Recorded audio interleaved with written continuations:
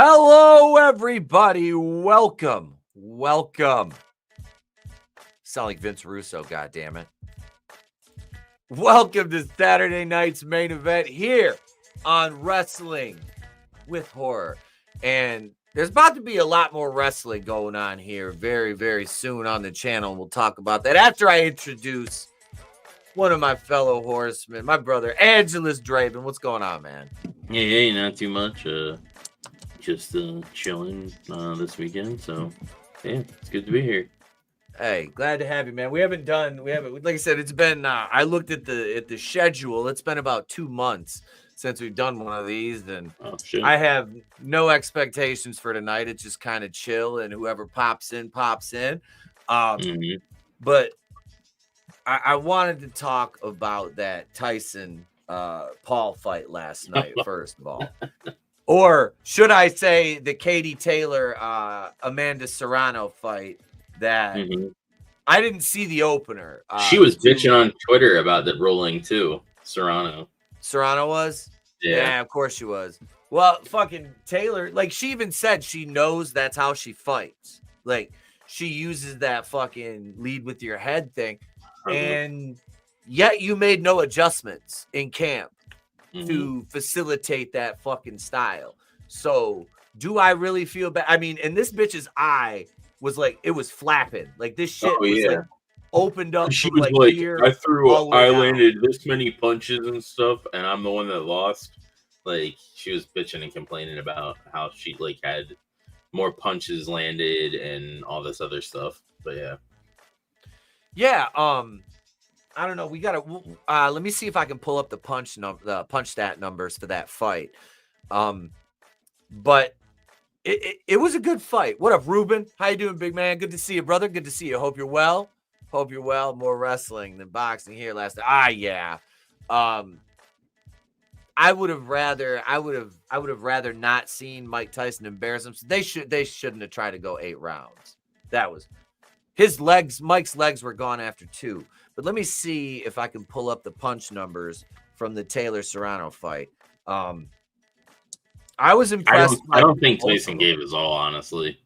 I don't think he did, but I think his legs were gone, and I think that knee injury is, and his age. He's 58 years old, dude. Like, yeah, but he did better in the Mayweather fight, which was like 2 years ago.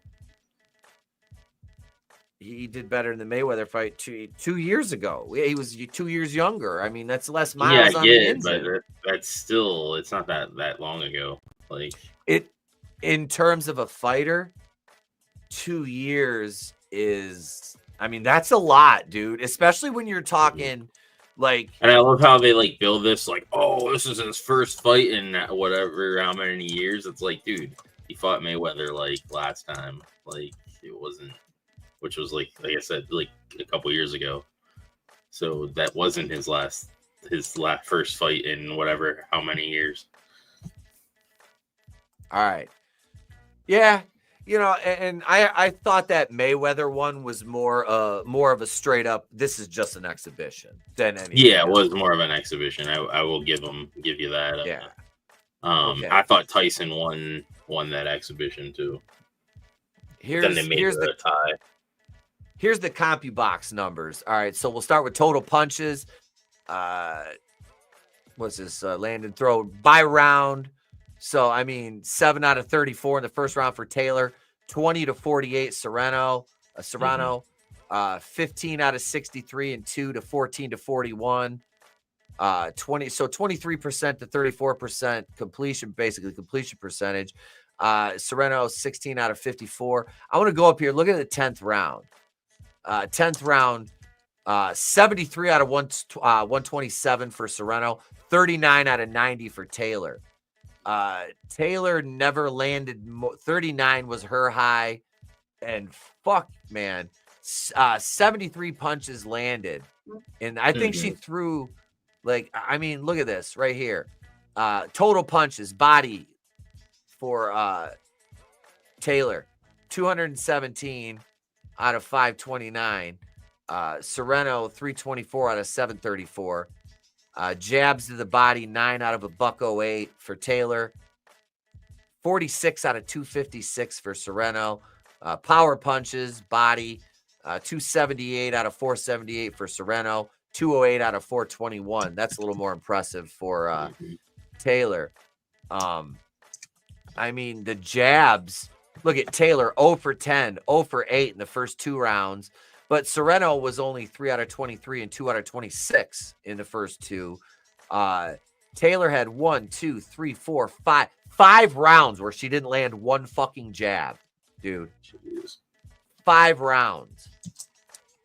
And then the most she landed in one round was 3, the 7th round, 3 out of 17.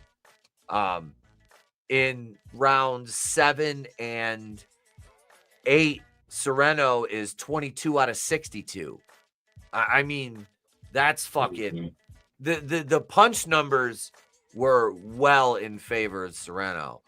But I don't know. They gave it to Taylor. They gave that shit to Katie Taylor. Yeah, no. I'm trying to find her. She posted like the overall thing on her. Oh, is this from tonight here, Draven? Yeah, I think so, yeah. Well, shit. Here, hang on. Let's pull this up. This is from PBD over on Twitter, Patrick Bet David. Look, yeah. But shit. here's the I'll share it. The image for like the overall like percentage. I think this is what it was for the Serrano Taylor final punch stats. Okay. 217, 324, 734. See, I mean, those overall numbers are closer than the breakdown. Like when you break it down, you look at the overall, okay, it doesn't look that bad. But I really, and I grew up, for those of you out there wondering why the fuck am I talking about, but I grew up boxing. I never boxed like competitively, but my father was a Golden Gloves boxer. So, and you know, still throws hands at 78 a little bit, just sparring. Even though he can't feel his hands, that just means it's going to hurt your face more, I guess. But no, man, it's I loved this sport growing up. I did. I used to watch a ton. And that's why watching the Mike Tyson fight, you know, this dude, I grew up watching Iron Mike Tyson in the 80s. Like I was telling you guys, like the Spinks fights, like I watched those, you know, with my dad and his friends, you know, while they're sitting there drinking beer, smoking cigarettes in our living room, which is fucked up because my dad never allowed smoking in the house unless, you know, one of his friends. But she's in this post, she's complaining basically because they what does she say? She says, I landed 107 more punches. She got a point deducted and I lost 95 to 94. Laughed my fucking ass off. And there's a lot of people pissed off too.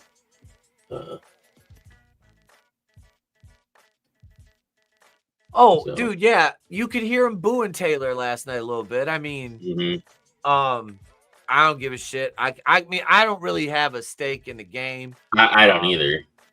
I looked at it like this, like it was a good fight. Was Taylor a little bit dirty with that headbutt? Yeah, but Serrano was doing the same fucking thing. Yeah, and her other post says people lie, numbers don't. Okay, salty cracker bitch. Like, yeah, pretty much. She's a salty Puerto Rican. She's not a salty cracker. I shouldn't insinuate. No. There's a close up of her eye split. Ugh. Yeah, that shit was nasty. That shit looked nasty, dude.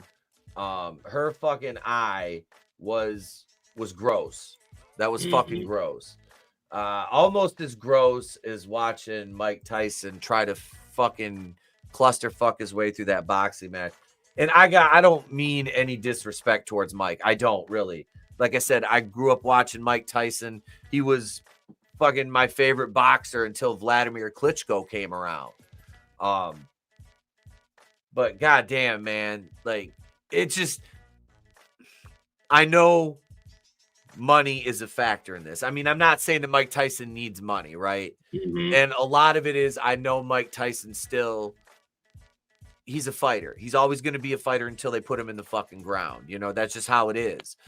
He grew up a fighter. He'll always be a fighter. He's never left New York as far as moving away goes. So, I mean, fucking hats off to the guy. But I mean, So look at Jake Paul, bro. I mean, here's a video of Tyson before the thing training. Like, you can't tell me that this shit wasn't like rigged for Paul to win. Oh, I know it was. I know it was. Like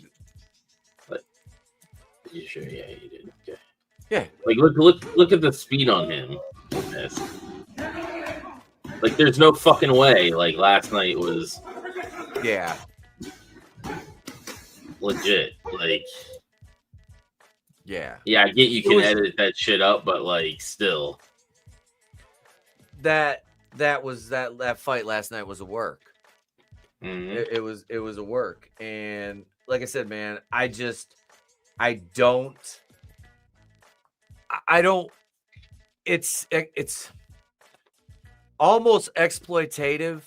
Mm-hmm. It is exploitative to a certain extent, other than the fact that, I mean, Mike Tyson wants to do this, but it's a work. Paul was always going to go over. That fight last night was as real as professional wrestling, and I'm not calling professional wrestling the F word because, like I said, if you want to say wrestling is fake, then you come on out with us, the Shogun, over in West Branch on Wednesday nights, and get in the ring and do the shit that the boys do and what I just started doing again, and you tell me it's fake because the bruise on my fucking ribs and yeah, which I'm just now, like, I feel better. Like, if I cough or something, or I get up too fast, or I can do this now. Like, for the last couple of days, I haven't been able to really like extend because I took that shot under the back and on the ropes.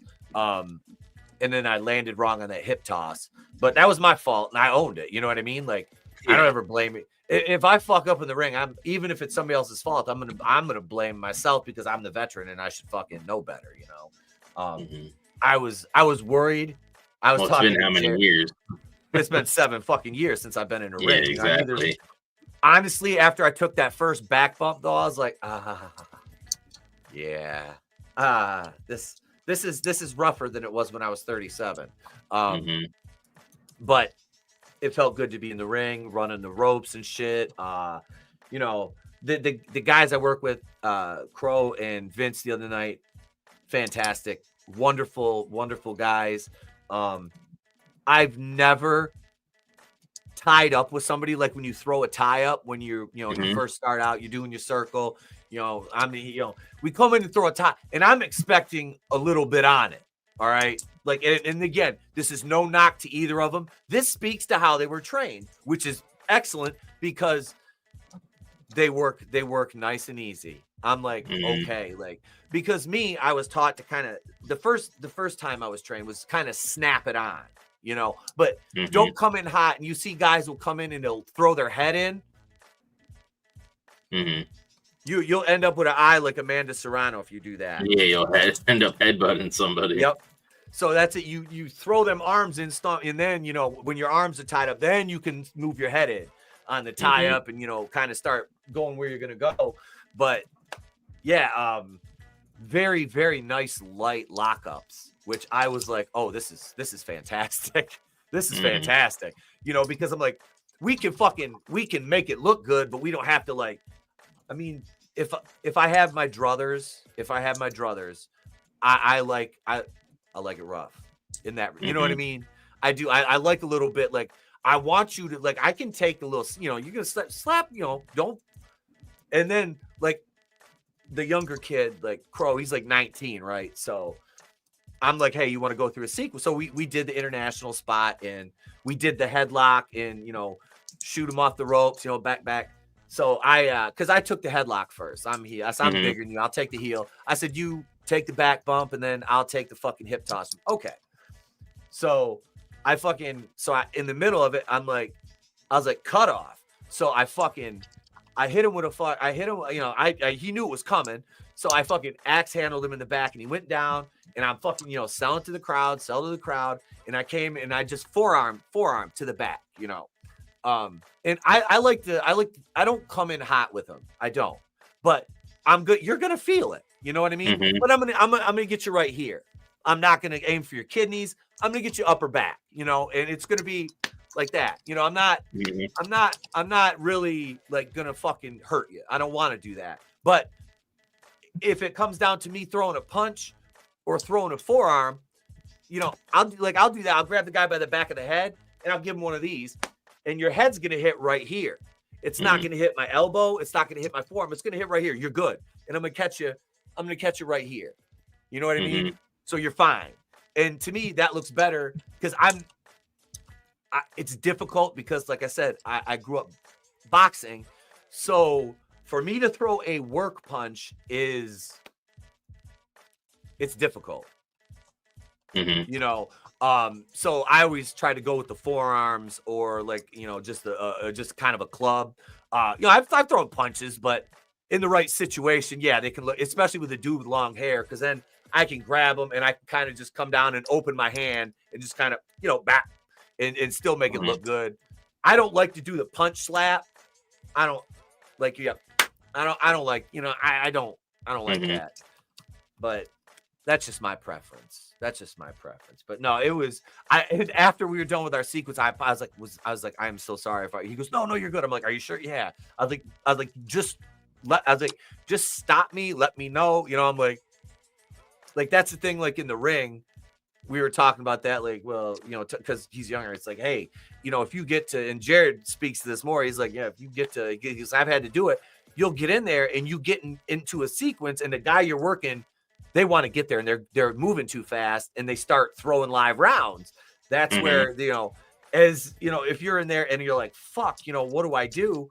It's like you fucking grab them in a headlock and fucking be like, slow the fuck down, you know, or like, hey, you just got to, you know, let him, motherfucker, like, I'm gonna fucking, you know, knock that shit off.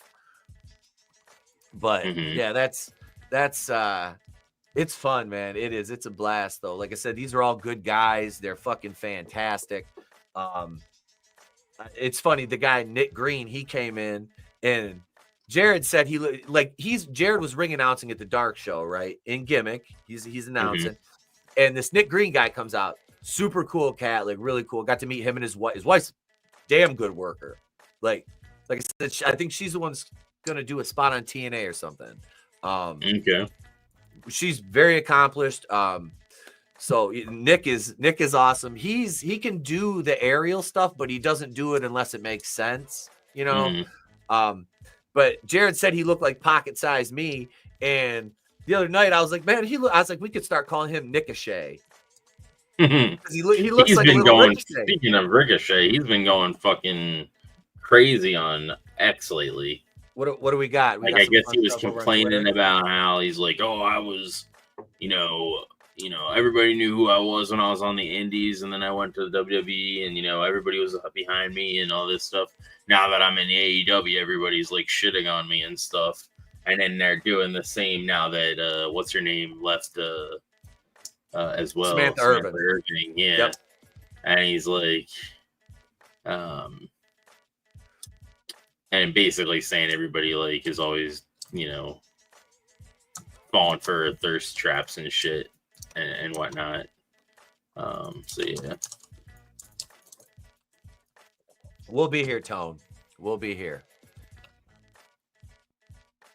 Anime Night, what's going on, bro? Welcome. Manliness coming hot like Pat Patterson and Virgil. Ooh. So he's just been going back and forth. It's like, stop going back and forth with people. Like, just ignore it. Like, if you can't deal with social media, then you probably shouldn't be on it.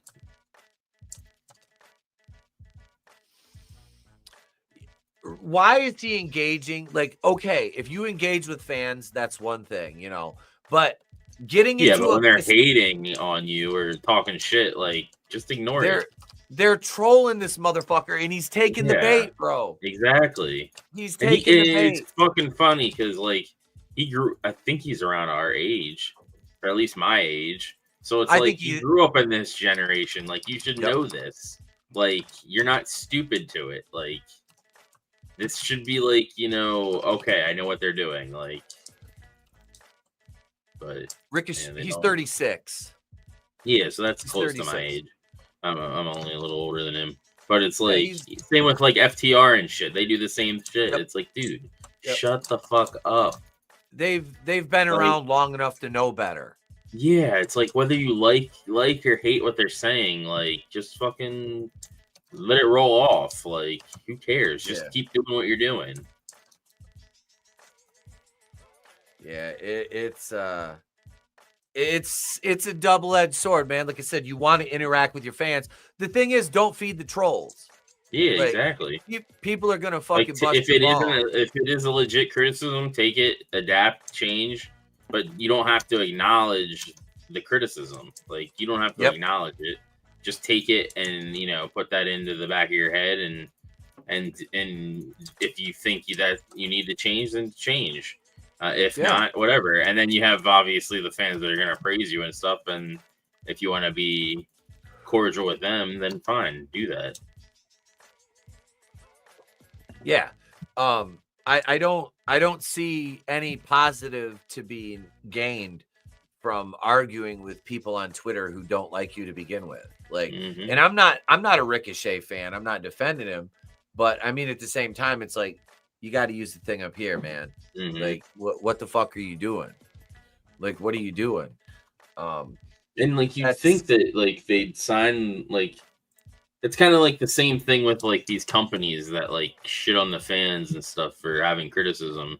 It's like, you'd think these companies have them sign a thing, because I know I've signed one where like if you're like working for a company, you can't like represent the company in a specific light, and by making those types of comments, you're making the like it reflects badly on the company. And so it's like, why are we doing that? Like, if I don't know, I would assume that they would have to sign something where they have to act a certain way because they're representing the company, but it doesn't seem like they follow it or whatever. Right. Oh my god, dude. Because I know a lot of places you can get written up or like fucking fired for talking any kind of shit, like to customers or any of this stuff. It's like, I don't understand where this shift happened where it's okay to do that. It doesn't make any sense, dude. It doesn't make any sense. I got into it with a couple customers over the years. Different. Yeah, but if you're a heel, that's a little different. Well, no. I'm not talking about wrestling. You mean like when I was working like a shoot. When I was working a shoot, not a wrestling gimmick. No, I was like an operations manager at a marina for 9 years, and I dealt with a lot of different customers, like boat customers. It's a luxury fucking hobby, right? Yeah. So you're dealing, some of your customers are average run of the mill folks. Some of them are a little more fucking hoity-toity. I didn't work at some fancy marina. It was, you've been to the town I live in. It's not, it's a vacation town, it's a nice business, but I mean, I had a guy yelling at one of my, like, cause I had 10 people that worked under me, like in my department. And, I basically gave them their daily work assignments and all that happy horse shit. And I'm accountable for all the paperwork and all this stuff. So I go out there and one of my guys is getting yelled at by a customer, and I go out and try to diffuse the situation. And then the guy starts motherfuckering me. Come to find out, this guy cross-threaded his drain plug on his own boat while he was trying to fuck with his lower unit. My guy was trying to help him and explain to him what had happened, and the guy starts blaming him for it. So I went over and I'm like, okay, so we can just rethread this. And, I was like, it'll take a couple hours, but I was like, we'll have you in the water this afternoon. Well, that's not fucking good enough. I'm like, oh, okay. So I'm like, so just so I'm understanding the entire situation, because I wasn't going to get mad, right? Like, I'm not going to get mad. I'm like, the guy already, motherfucker, okay. I'm like, so let me understand the situation. You, the customer, you own the boat. right? Right. I was like, do you ever work on the boat? Do you change your oil or spark plugs or winterize it or shrink wrap it or, even put gas in it? No, that's what I'm like, okay. All right. You see the problem here? You were messing with something that you are out of your element on. I said, I'm like, that's like me going into NASA and trying to say, I know how to launch this rocket because I watched a TV show or a movie where somebody launched a rocket. Or do surgery because I watched a fucking medical procedural show or whatever, or solve a crime and shit like that. And that pissed this guy off because he was an engineer. I did not know this. And he's like, oh, so you're saying your job's is as difficult as what I do? I was like, do you work for NASA? No, I'm a software, not a software engineer. I can't remember who we were. He's some kind of fucking engineer, whatever. And I'm like, well, no, I'm like, that's funny because engineers can always tell you 9 million ways to do something, but they can't fucking do it themselves. Yeah, they're shit. They got to have somebody like me. We have a bunch of them where I work too. Yeah. And like, dude, they don't even do somebody knows how to work with their hands. Yeah, they don't even do this shit, and they're trying to tell me like this is the best. It's like, dude, no, you're wrong. Maybe in a perfect world, that's how it would work, but we don't live in a perfect world. And this dude gets then he got hot because I fucking called him out, and he's like, I want to talk to your boss. You're an asshole. I said, sir, with all due respect, go fuck yourself. I said, his ass is right up there in the office. You go up and talk to the big fat guy with white hair. I said, you tell him, tell him the bald guy you just called an asshole told you go fuck yourself. I said, you go talk to him. And he fucking stomps up there, comes out, I'm sitting out there having a cigarette, took my break, hung out with the guys behind the shop. He comes stomping out. My boss comes over and he's like, Pete, God rest his soul. Mike just died a couple years ago. He's like, I'm Pete. And this is literally how he talked. I'm Pete. Did you tell Mr. So-and-so to go fuck himself? I'm like, after he motherfuckered me twice and called me an asshole, I said, yeah, I did. He says, and then Mike's like, and did you tell him to come talk to the fat guy with white hair? I'm like, well, yeah. I was like, if it was Christmas, I would have said Santa, but you didn't grow your beard yet because it's summertime. And he's like, God. And he's just like, Pete. Well, he goes, he's paying for the repairs because he told me he broke it. I'm like, are you going to tell him to apologize to fucking to Kyle for fucking yelling at him for 10 minutes? Yeah, like, fuck, man. So it's like, I'll only motherfucker a customer if they really have it coming. So Ricochet, shut the fuck up. Yeah, exactly. Dude, he's the worst. Ricochet is... What makes you special? Well, I can do a flip. It's like, okay, well, there's more to being a professional wrestler than that. Fuck you! I'm awesome! Fuck you! Who wants to fuck me? Like, dude... I had mid-air sex with Logan Paul. Like, okay. Like, the weird flex. Fuck, dude. I agree. God damn it, I love you. His fiance is fucking hot, though, but, yeah. That doesn't mean he's not gay. She's his beard. Exactly. I'm just kidding. But, yeah, Ricochet. I had beard. Wait, I can't do it. I'm laughing, Tony. That'll do, Ricochet. That'll do. Mid-air sex with Logan Paul. That'll do, Ricochet. That'll do. Jesus. Yeah, I don't like Ricochet, but it's like you could tell he is his biggest fan. Like Rey Mysterio, he's very humble. He's thank you and God bless you. Yep. And you know, that's where Ricochet is like, well, don't you think I'm awesome? Did you see like that's probably him and Samantha Irving's first date was him showing her a highlight reel of his career. Like like, look how I did this right. Look how I did this move. Like, he is his biggest fan. And if anyone doesn't think as highly of Ricochet as Ricochet does, well, we've seen his episodes on Twitter. Yep. Like, I don't even watch this shit anymore, and I can't escape Ricochet's fucking just crazy. I don't even want to say rant isn't even the right word. Just his weird fucking explosions on fans and shit. Like, yeah, dude. it's like, dude, what the fuck? Yep. Like, and he never did that shit while he was in WWE. If anybody Which is criticized him, so it's like, what the fuck?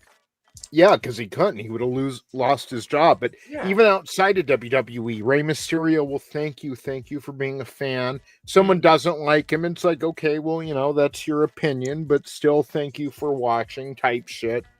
Yeah. It's this, yeah. There's a diplomatic way of going about it. Like, Well, Ricochet's a victim, don't you know? oh, that's right. He's living his dream, and if you don't support him in every way, then you're a bad guy. Mm-hmm. What? Like what the fuck? Which sucks too, outside because like sets him apart from any other jobber out there. yeah, because I liked him too because he used to do the backyard thing too. So like, you know, I kind of had, you know, since I'm a backyarder. He's a warm-up guy. He's someone you send out there, and look, there's nothing wrong with being the first match on the card. That's the match, that's the hook, you know, that brings you in for the rest of the show. But like, he's not a main eventer. He's like the first match guy, or he comes out there, you know, after a big mid-match, you know, like in the middle of the card type thing. But yeah, he has no personality, and the personality, like, that's the thing about his promos are shit. Yeah, that's the thing about his conniption fits on Twitter, is that is his personality. That's the most personality I've ever seen from the guy, and it ain't good. No. And it's like, if all your shit was on lock, like your promo skills, your in-ring and all that shit, then I would have no problem with you like fucking going off. But they're not. Like, you're not at the best of your ability, like you think you are. So it's like, shut the fuck up. Yeah. Even when Shawn Michaels acted like that, those were like the lowest ratings WWF had ever gotten. Like, it's like, yeah, you're on the top of the card, but things got better when you retired, bro. Well, Michaels didn't really have that reason. He didn't have a great run until he came back in like 02. Was it 02 through 08? Something like that. Yeah. That run, that was like his best, arguably the best years of his career.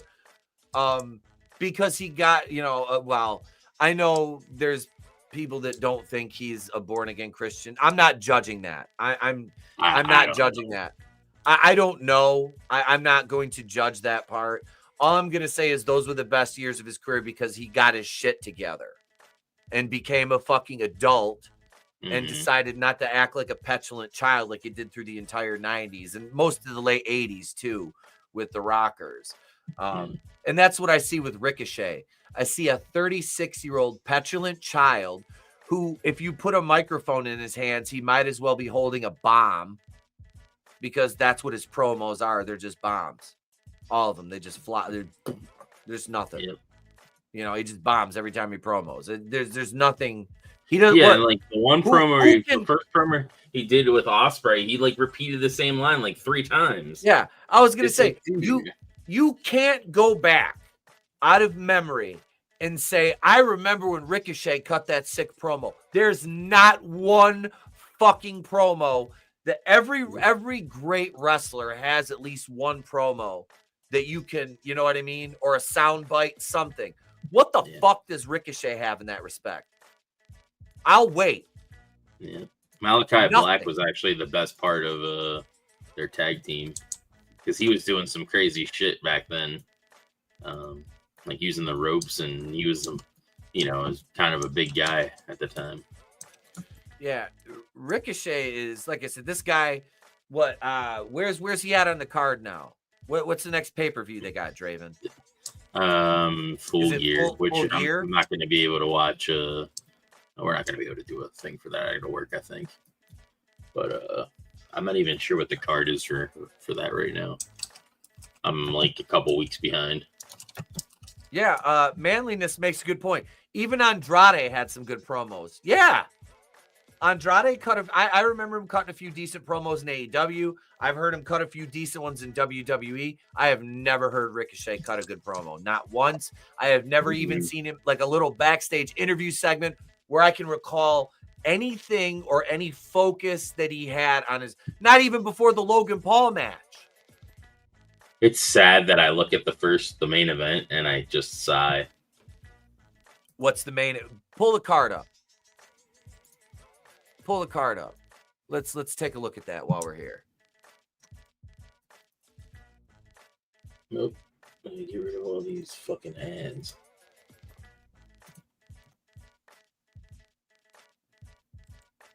So there's the first one.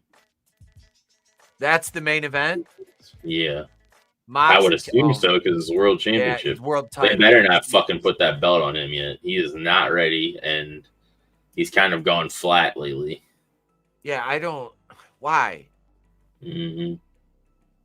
And then we have for the TNT. I have no idea what the story is with this because I look at them behind. I think. Wait. The angle behind that was fucking quiz. Pretty much. Like okay. Arguably for this title though, this is a belt that these two jabronis should be fighting over. Oh, I agree. If anything, they should make this the cruiserweight. Yeah, that's fine. Give him one of these worthless fucking title belts. Oh, Jesus Christ.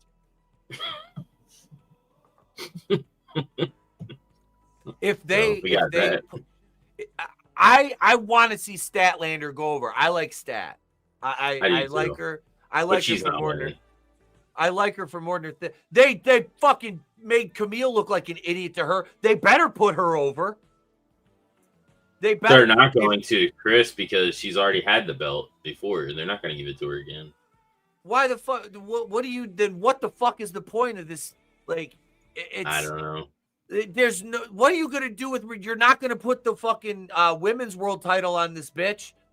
Yeah, so I don't know. this is ridiculous. They're just basically unless the only way this makes sense is Camille turns on her. Mm-hmm. Not and costs her the title, but then comes after and wins her title, which I see this match. Yeah, Mercedes will win this match. Camille turns, and then they put Mercedes over on Camille. And you've buried the biggest and best two women in your fucking women's division as far as like size-wise goes. Camille's probably arguably the best worker over there for the female side. Like, nothing away from Stat, I mean, but this match right here, Swerve and Lashley, I'd like to see that.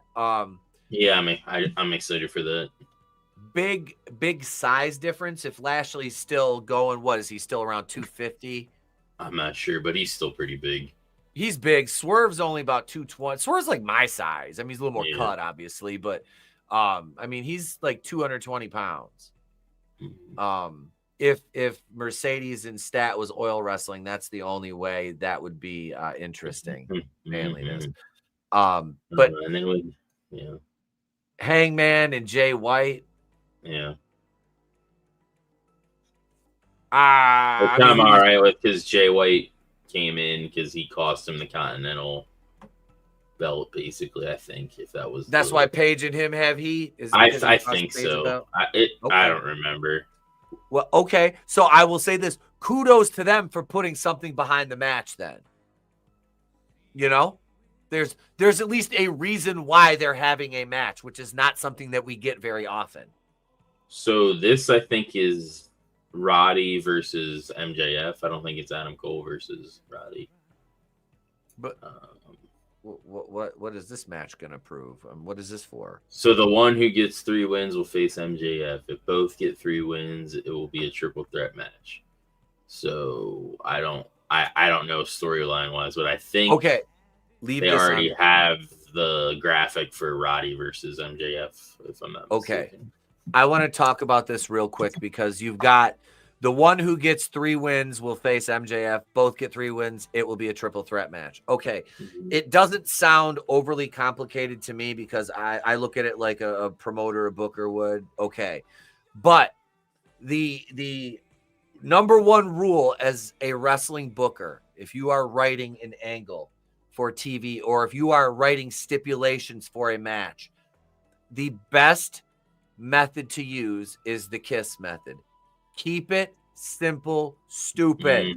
Because if you start throwing out matches with all these insane stipulations, and I'm not saying this is kind of ridiculous. It is. It's just have a fucking triple threat. Just do the triple threat and call it good, or just name one or the other. You know, those two work a match to see who faces MJ. I don't give a fuck. But this whole, he needs 3 wins and he needs 3 wins, but if they both get 3 wins, just don't. If you're thinking about overbooking something, don't. Because remember when Dean Malenko got all confused in that match with Billy Kidman? Was it Kidman? Yeah, Kidman had to face all 3 of the Radicals or whatever. And if one of them touched the floor, they automatically lost. Malenko powdered and he had to end the match because he forgot the stipulations. So if the boys are losing, you know what I mean? Like, just don't do it. This is just. I don't know if there's some match on one of the Dynamites or something that they have to get. I don't know what the fucking thing is leading up to it. So, but the concept is ridiculous. Oh, the concept is stupid. That's what I'm saying. Like it just looks like a whole. The fact that he's even in a feud with Adam Cole and these fucking jabronis, that makes no sense. It's fucking dumb, especially when Adam Cole came back and he fucking just destroyed him. And then he leaves for a while. Then Adam Cole comes back, and now all of a sudden MJF is afraid of him. Yeah. Why? After he fucking buried him. He buried him. Yep. So that makes no sense. And then he's afraid of him, like stupid. And then there's a AEW Tag Team Champion 4-way match. I guess it's Private Party and the Outrunners versus FT. I guess we don't have an outcome yet. FTR or the House of Black or then the Acclaimed or the faction in Gobler. I can't even say it. That's the faction in Gobenebu. Yeah, with Roosh. Roosh is a part of that. God, MJF is so good, and they have completely ruined him. And it's a travesty.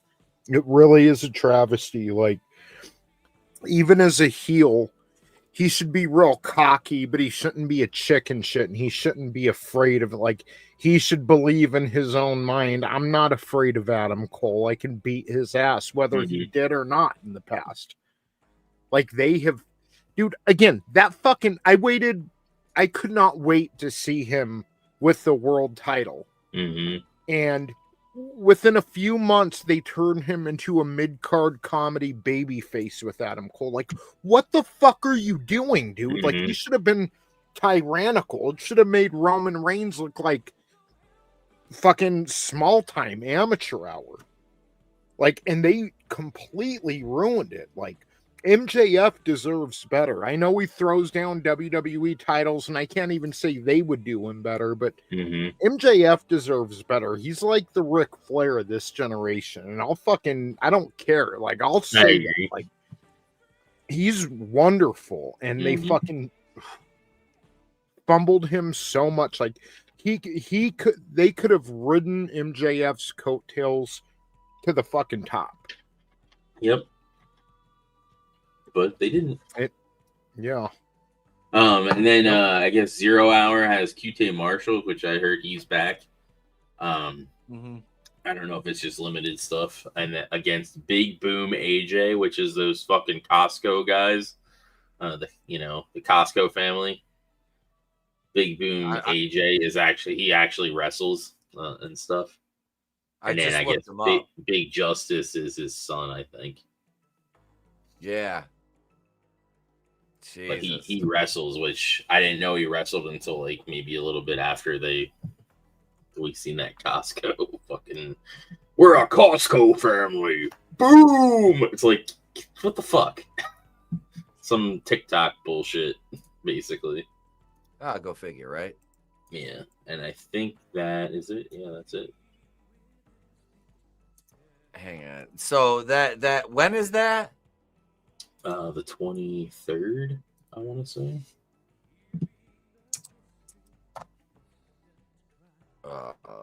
Of December or November? This month. Oh, because I was wondering, I didn't think I'd be able to cover the Survivor 23rd. Series. I gotta work. You gotta work that night. All right. Yeah. Because like I was thinking about doing covering Survivor Series, and that's like the night of our Thanksgiving up at the cabin. But the wife was like, "What, are you staying the night?" I'm like, "Oh, no." She's like, "Oh, you just can't, I figured you'd just be going home." I'm like, "Yep." All right. So we are gonna cover Survivor Series Saturday the 30th. I do wish they would have like Survivor Series started off as a Thanksgiving thing, you know? Yes. I wish we'd have more events on like Christmas or Thanksgiving, make it special. Because honestly, like, yeah, Christmas time is special and family and all that, but damn, everything comes to a crawl and like there's nothing going on and it gets boring. Like Thanksgiving, I mean, you're waiting to eat. Most people, most normal human beings eat at a, early hour on Thanksgiving, 2 in the afternoon, whatever. Not my fam. Fortunately, here in my family, we're not eating till like 6 or 7, which sucks. But really, after you eat, like, there's nothing going on in there. Like, I'm not a football fan, so like to be able to tune in and watch like a big wrestling event or something, that would be a lot of fun. So I'll be able to be there for SummerSlam or Survivor Series or whatever. The 30th, because I have off. Probably gonna be the last one where it's one night. Yeah. It'll probably be fucking 2-night bullshit like everything else. Yeah. That's Saturday or whatever. Before that, I work. So yeah, dude, I'll probably order it. I'll watch it at work, and then I'll just let you know what I thought. All right. Check this out. I want to play a couple of these. I found this botch video. These wrestling botches. We can just watch this chick. I'm gonna go for this dive on these two guys. Oh shit. Short. Never send a woman to do a man's job. Never, ever, ever. Like, Jesus Christ. Watch this. Hey, I'm gonna do this moonsault. Don't. And like, this is fantastic. Watch this one. Oh shit. Oh, look at this. What the? It's like a bunch of Eddie Kingston. That'll do. And children, and they're fighting in the ring. That'll do. Watch this. Hey, hiya. What the fuck, dude? Oh, this can't be good. Wait. Let me pull my pants up. Oh my God. Oh!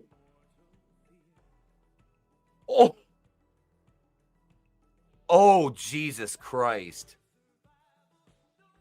Dude. That safe flipped him around on his knee. Like, holy shit. What the fuck? I wish they'd show that indie one where that dude was like coming out to make his entrance and he jumped on the middle rope to like look out into the audience. And then he jumped to turn around, and when he landed, like both of his knees bent the wrong way. Did you see that? That was poop for pay. Oh God! Oh God!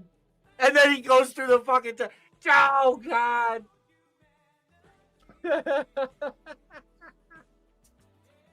Okay, now show draws. Oh my God! He kicked Shark Boy. He kicked Shark Boy right in the fucking head. Oh Jesus Christ, dude! That guy's knee is fucked. Hey, it's Maria Kanellis. That was Maria Kanellis. Is that her husband? Probably. That's ROH. That was fucking Matt Sydal. It's funny because it's not happening to me. Holy shit, dude. Hey, that's a Gringo Loco or whatever. Oh my god. These fuckers are retarded, dude. He broke his fucking arm. Oh, Jesus Christ. We were taught. Oh, I want to watch this one. Oh, Jesus. Oh, Jesus. Mm. God damn. Dude, Okay. at that point, if I can't do it, I'm just doing a sit down power bomb. Yep, just do I'm a gonna sit out. adapt and sit down power bomb right there. Like, why would you even like try to like continue with that? Like, you can't. Obviously, you can tell that you're not able to do it. So let's just adapt. No, you know, we saw that cutter. We were talking about how, and this is exactly how I said it. We were talking about how stupid a lot of the cutters are. Mm-hmm. And I said, there's only two good variations of that. And that young kid was like the RKO, and I'm like the diamond cutter. Mm-hmm. And that's it. And, you know, it's like that guy, Chris Bay. I don't know. Were we talking about that last week? That dude that got his neck broke at TNA? Mm-hmm. Were we talking about that last week? Well, they weren't sure if it was broken because they didn't talk about like exactly what it was.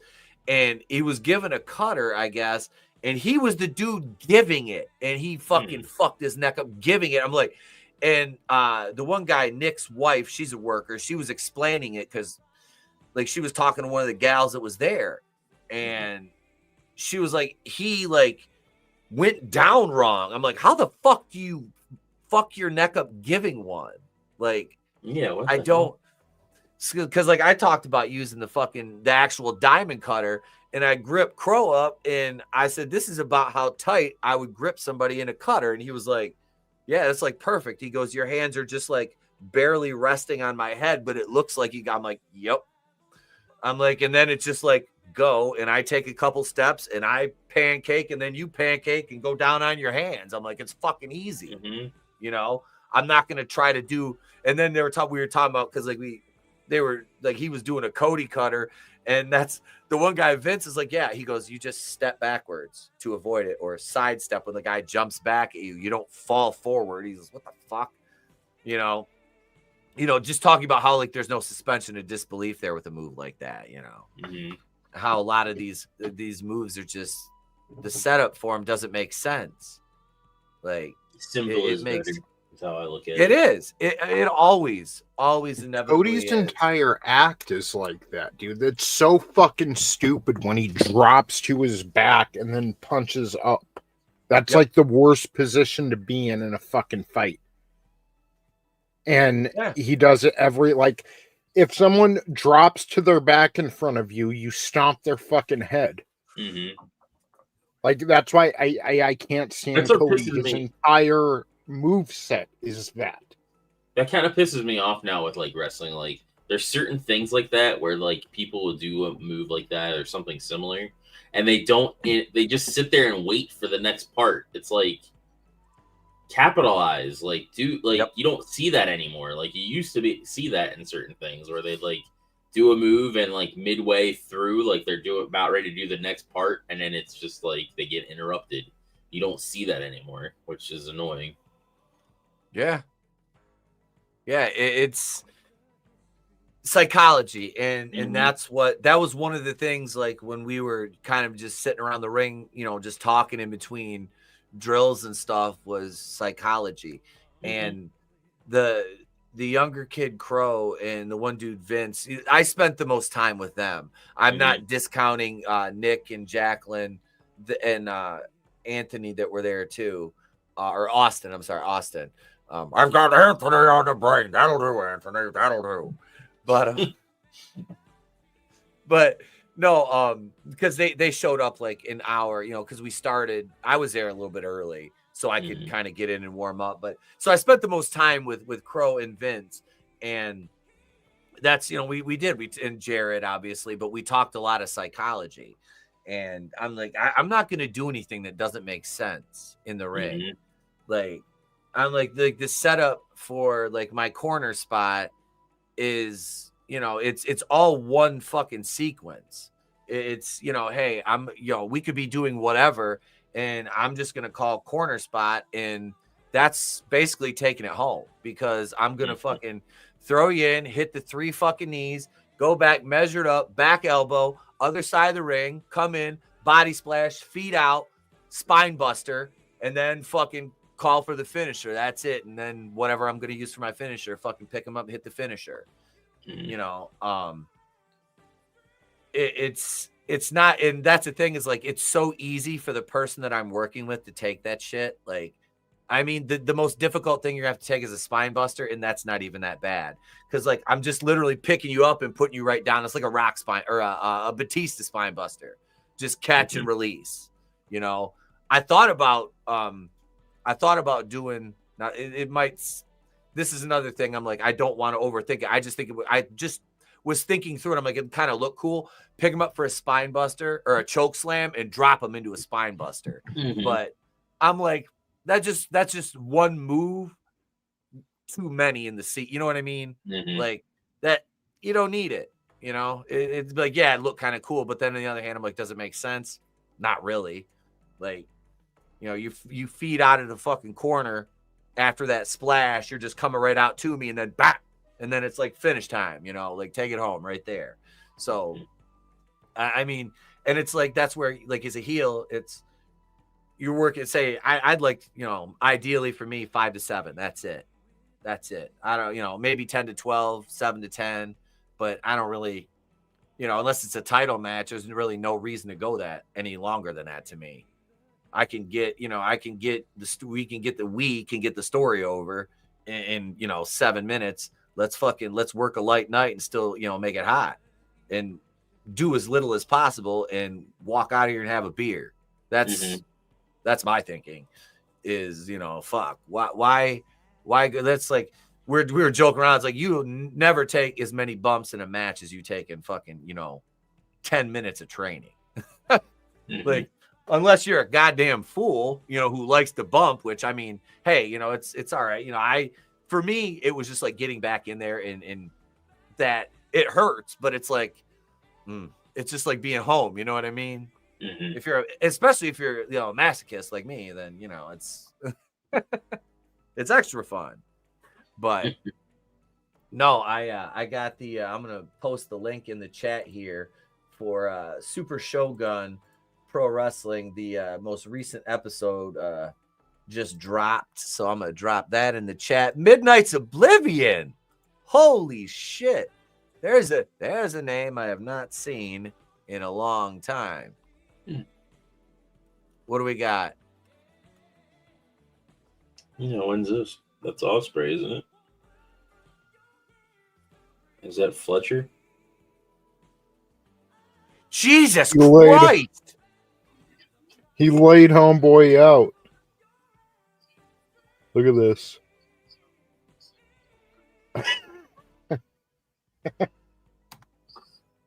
Oh my! Jesus.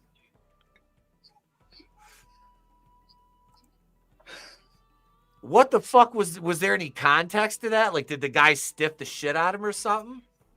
I guess it just says, "Oh no, wrestler in UK loses it during match, goes off script, and violently beats fellow wrestler." That was almost as bad as the Mike Bell and Saturn one. Jesus, good to see you, Midnight's Oblivion. Good to see you. Yes. Pounding a guy from behind. Pat Patterson. God damn it. Fucking quiz. Oh, jeez. Yep. I love Polly. No, that I didn't know Will Ospreay had enough testosterone to actually do that. Neither did Bowser. Yes. Bowser's like, fuck Will Ospreay, man. Fuck that shit. I ain't doing it. That, I'm sorry, dude. That fuck, what is the hidden blade or whatever? That is the gayest looking. That is the gayest looking move. Like, I don't know. That was another we were talking about, like, finishers. It's like, what the fuck kind of finisher is that? It's just one of his signatures. It's not really a finisher. And what is it? He doesn't use like almost like was it like a Styles Clash? he does the tornado, whatever fucking thing or whatever, or the storm breaker or whatever. He does that, and then he has the Tiger Driver, which he doesn't use that often anymore. He's afraid. That's what I'm gonna use. I'm gonna use the Tiger Driver. Do it. No. No. I never. He Never can in a be million on top when there's nobody else to wrestle.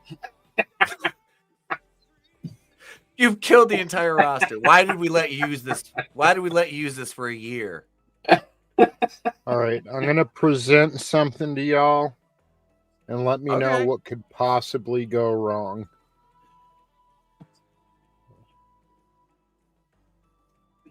What could possibly go wrong here? Oh my God! Wait. So you've got a fat man getting ready to put somebody through a table outside the ring. A wannabe McFoley fat man. Yeah, I was gonna say. Oh, somebody's gonna get their neck broke here, I think. Oh, Jesus Christ. Oh, fucking hell, that hurt me. Dumbass, he didn't jump. You needed to jump up a little bit. Yeah, he doesn't put his feet high enough. Yeah. So I think they both broke their neck. What the actual? He broke his tailbone or whatever. Probably. Oh my God. The other guy's next. I don't know. What the fuck? Like this is what I was talking about, man. Overbooked fucking messes, dude. Mm-hmm. Overbooked messes. Ugh.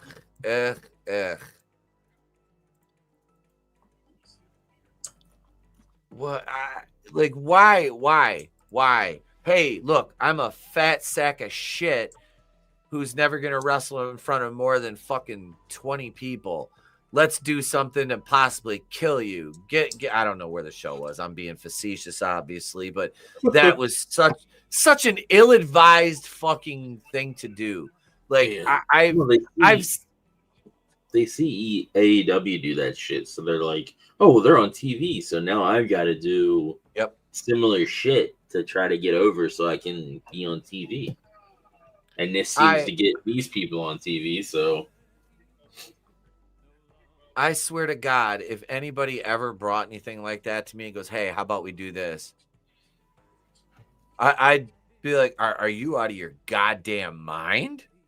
Like I ain't taking nothing more than a fucking basic fucking suplex or a body slam. You can kiss my ass. Like, get the fuck out of here with that shit. Like, nah. My days of taking them big spots, I never did anything. The biggest spot I ever took was a back body drop neck breaker combo, which and there was no reason for me to take that because I was a heel and we should have been getting all the fucking giving them the heat, and I was taking all it. That was some IWE bullshit right there. That was one of the promoters who always booked himself stronger than everybody on the card. And never books anybody with a better body than him, which is why he hated when there was a bunch of us that never mind.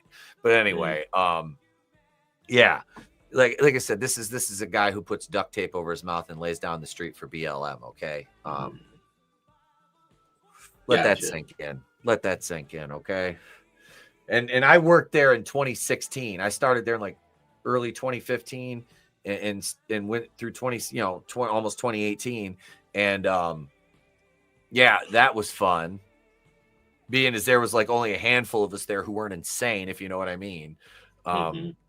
Yeah, that was fun. We did a protest in the ring. The team ratings. We had signs and shit like that. Oh, it was funny. We had "Not My President" signs. We were fucking talking about the president of IWE. Oh yeah, it was a fucking blast.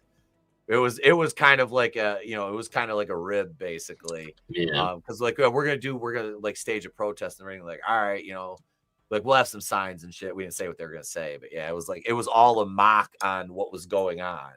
Like, because we all basically leaned the same way. You know what I mean? So it's like, fuck it, let's kind Yeah. of take a shot at these guys and, you know, show, because we were just like acting like overblown, like, you know, like stomping our feet and like going, no. It was like we had our manager was like doing the same thing. Like it was a blast. Nice. Yeah. That was taking, you know, lemons and making lemonade in a bad situation kind of thing. You know, Tony disappear again? I don't know. I think I'm right here. Oh, okay. All right. he's like, Oh, fuck shit. you guys. Right. Talking about your gay ass wrestling. Oh shit! I posted Wrestling. Wrestling. There's just, it sucks. There's not much redeemable about it right now, and like either, and it's not like, oh well, you Fed boys or you AEW fans, like all of it just sucks, dude. And it's like,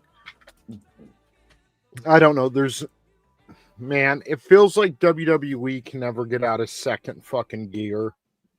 It's like even WrestleMania 40, everyone's like, it's so good, the build up. And it was like, it just felt like they finally went from second to third gear before shifting back down, you know? It's like nothing is like, oh my God, I need to tune in next week and see, you know?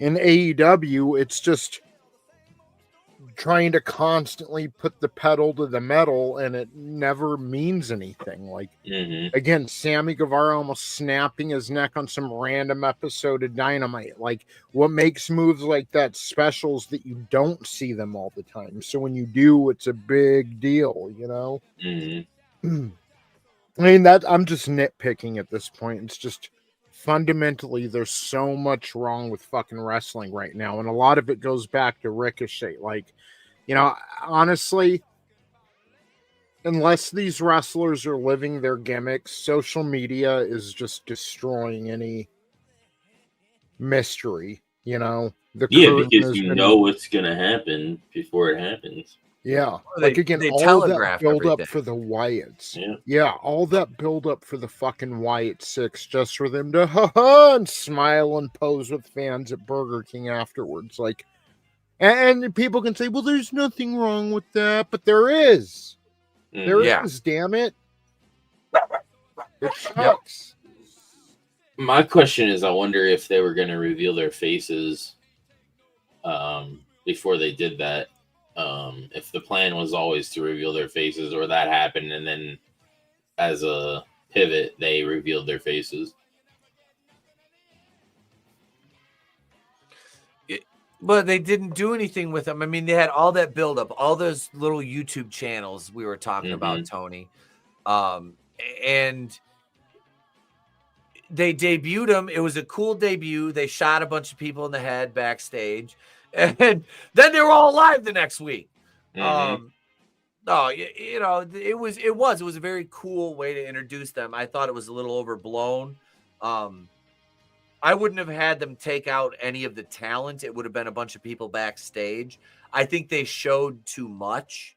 I mean, at the moment it seemed cool, but looking at it now, the benefit of hindsight on the unfolding of the gimmick, it just fell flat because they didn't know how to handle it properly. I mean, that's the only thing I can really think of, is either that or they just didn't have it planned out right from the word go.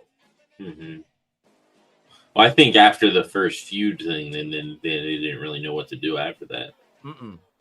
No, they should have had them go on to the next fucking team, and they had Chad Gable and him go to the next thing. It's like, you lost, so why are you going to the next thing? Yeah, they had, was it American Made or whatever they are now? Yeah, American Made, because it used to be the Alpha Academy. But yeah, so you have them, they lose the street fight in the blow off with the Wyatts, and then they move basically up, and the Wyatts were not heard from for weeks. And now they've got the Wyatts feuding with the Final Testament and Miz. Yeah, which is weird. I know Miz had a program with Bray Wyatt or the Fiend at one point. Yeah. Which is the and no, I he think had a thing. Well, I think Bo he did Dallas. that too, but he had a thing with Bo Dallas or whatever. Bo Dallas. It was Bo Dallas. So they're calling back to that, and it just there's nothing. First of all, the Final Testament is fucking garbage. They're garbage. Karrion Kross, I feel bad because I hear good things about the guy backstage. I like him. I don't. It is dumb. Occam and Razor, the authors of pain, they're fucking big fat Albanian jobbers. Yeah. What the fuck is Paul Ellering doing there? He doesn't even managing him. I know, but he doesn't do or say anything.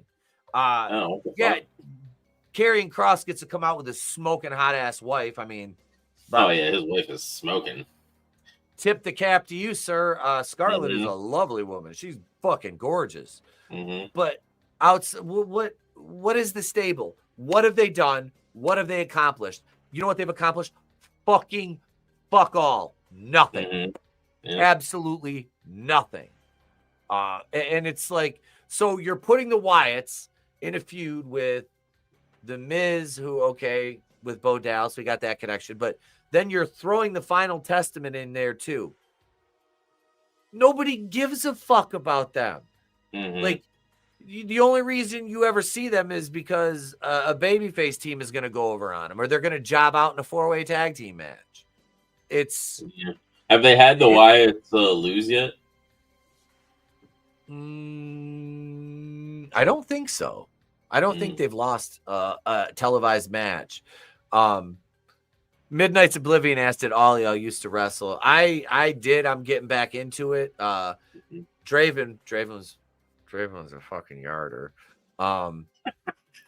We associate with, we usually don't associate with those people. I used to backyard wrestle, but like it wasn't like it's dickhead. Not to be pretentious or anything, but he was a fucking yarder. No, I'm just kidding. I would have loved to have been able to train and do all that stuff, but like at that time we didn't know like where to even start and begin with that kind of shit. So I didn't figure out until my late 20s, you know. It was like I wanted to in my teenage years get into it like right after high school, but I was in no way prepared or ready for that. And I don't think there was anything local that I was aware of at the time. There might have been a place, but I don't know. There was money to be able to do it. That's the caveat too, is it's expensive. Wrestling school is fucking expensive. Tony worked for a website. You worked for a website. I was part of the internet wrestling community back in the early days. I wanted to train, but it was like $5,000 to go to wrestling school. And it's like, when you're 18, 19 years old, that's a lot of fucking money. It's a lot of money now. You know, adjusting for inflation, that's probably closer to $10,000 now to fucking go to wrestling school. Hey, Brian from the Whatever podcast is also down with the Downs, so I'm not the only one.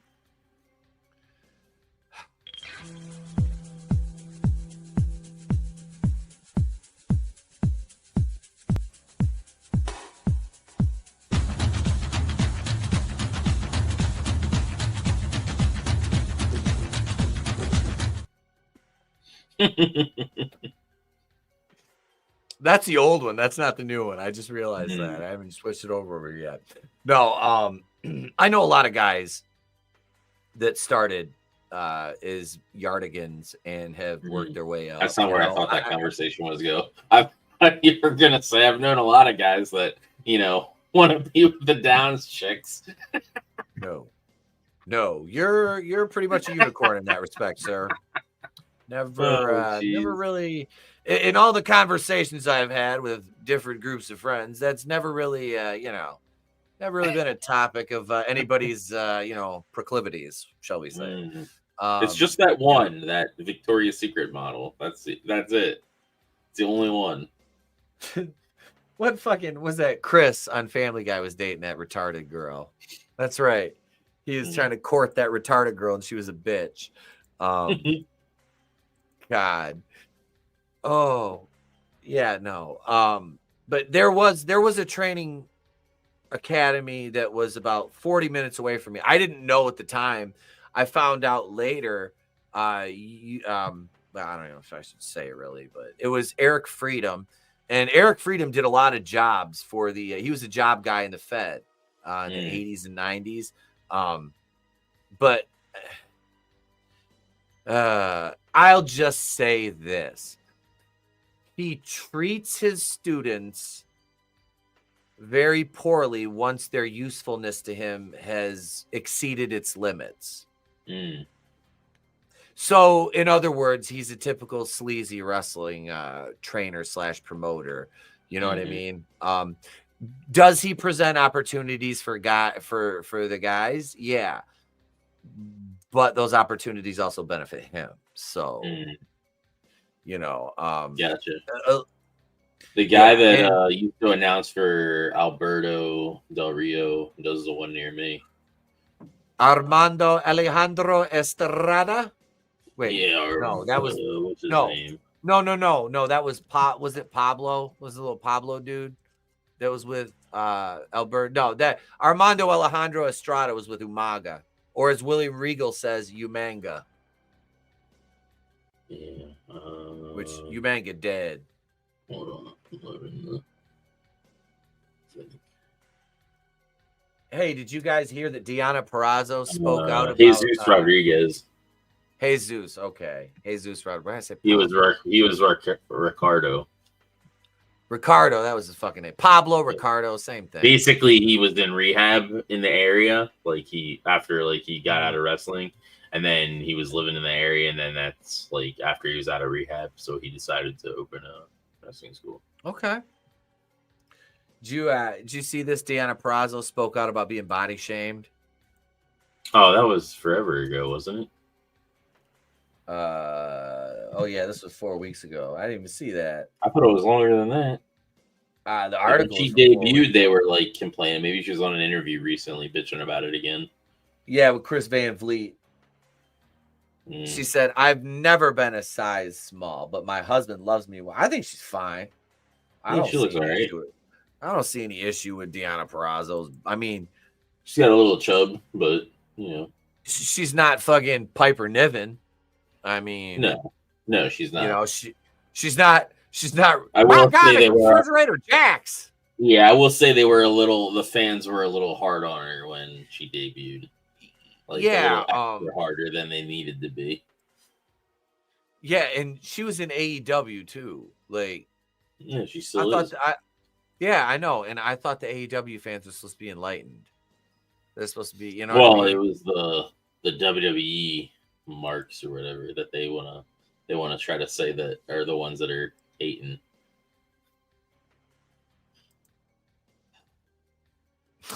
I'll just cycle through these, and then there's this. Then there's this fucking asshole. I know, right?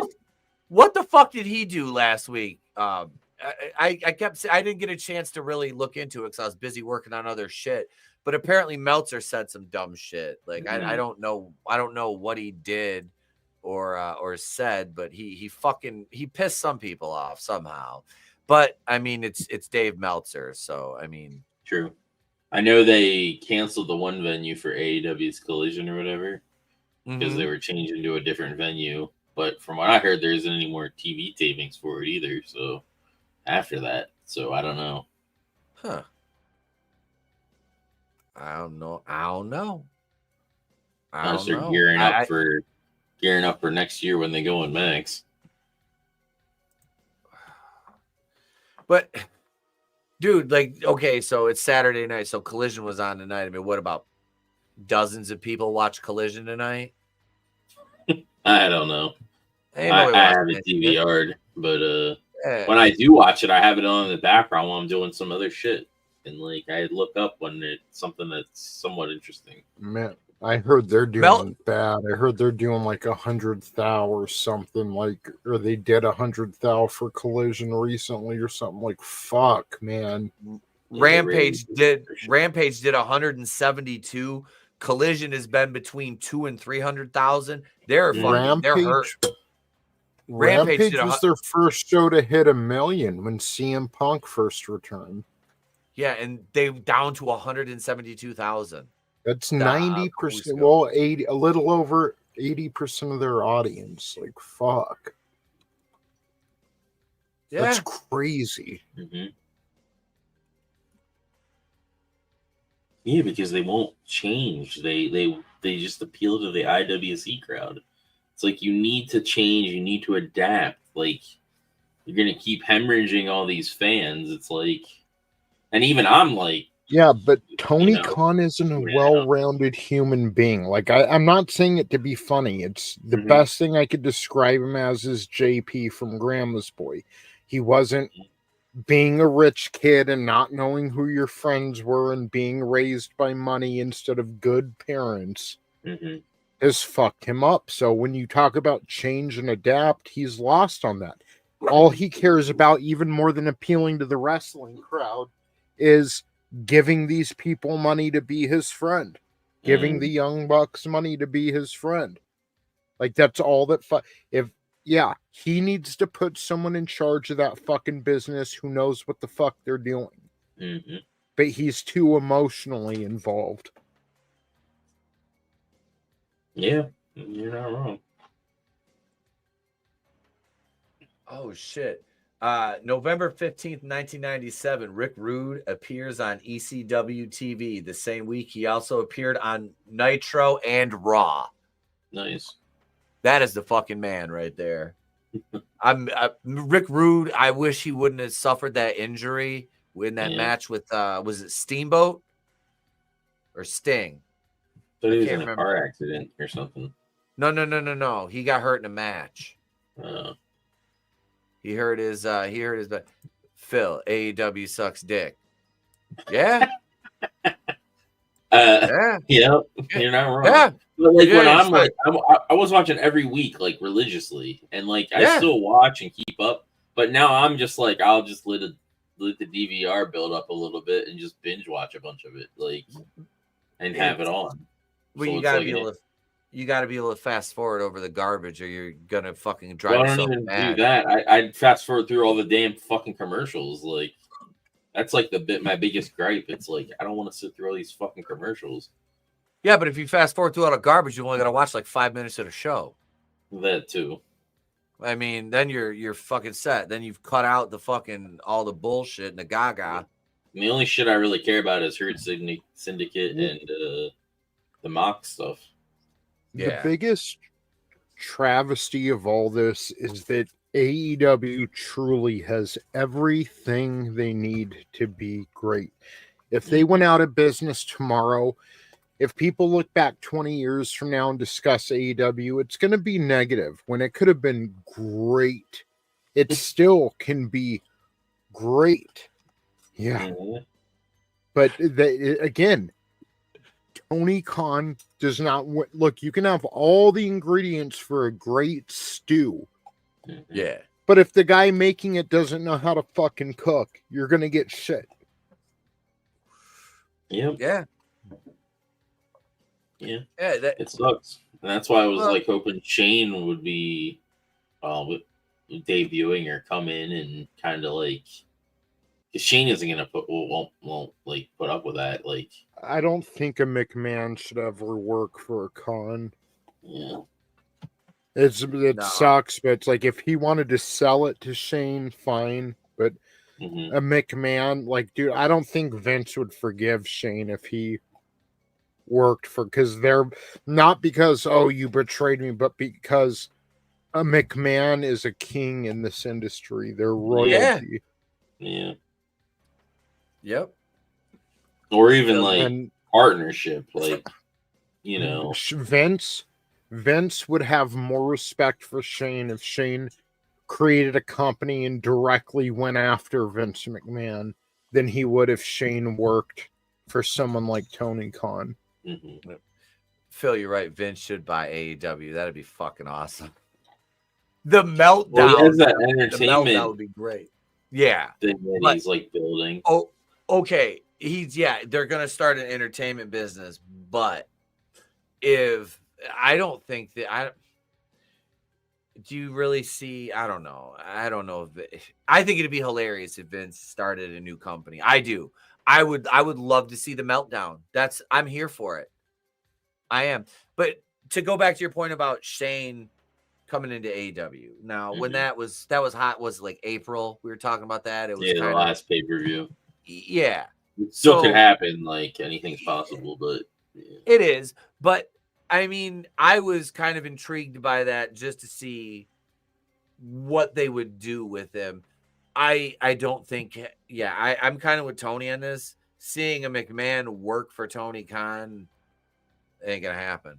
I don't think it will. I don't think it'll come. I don't think it'd happen unless Shane came in some kind of like high up fucking, you know what I mean? But then even being no, I don't. Well, I don't think it's realistic. I don't think it's realistic. Like, hey, you focus on the football shit and dealing with all that, and I'll be over here and I'll get this ship right. You know what I mean? Is Shane the guy to do that overall? I mean, unless Shane comes in and says, I'm bringing in, A, B, and C to help me with day to day and backstage. And these are my agents. These are the guys and the girls that are going to, that would be. Well, some of the people that work backstage for AEW used to be in the. They did.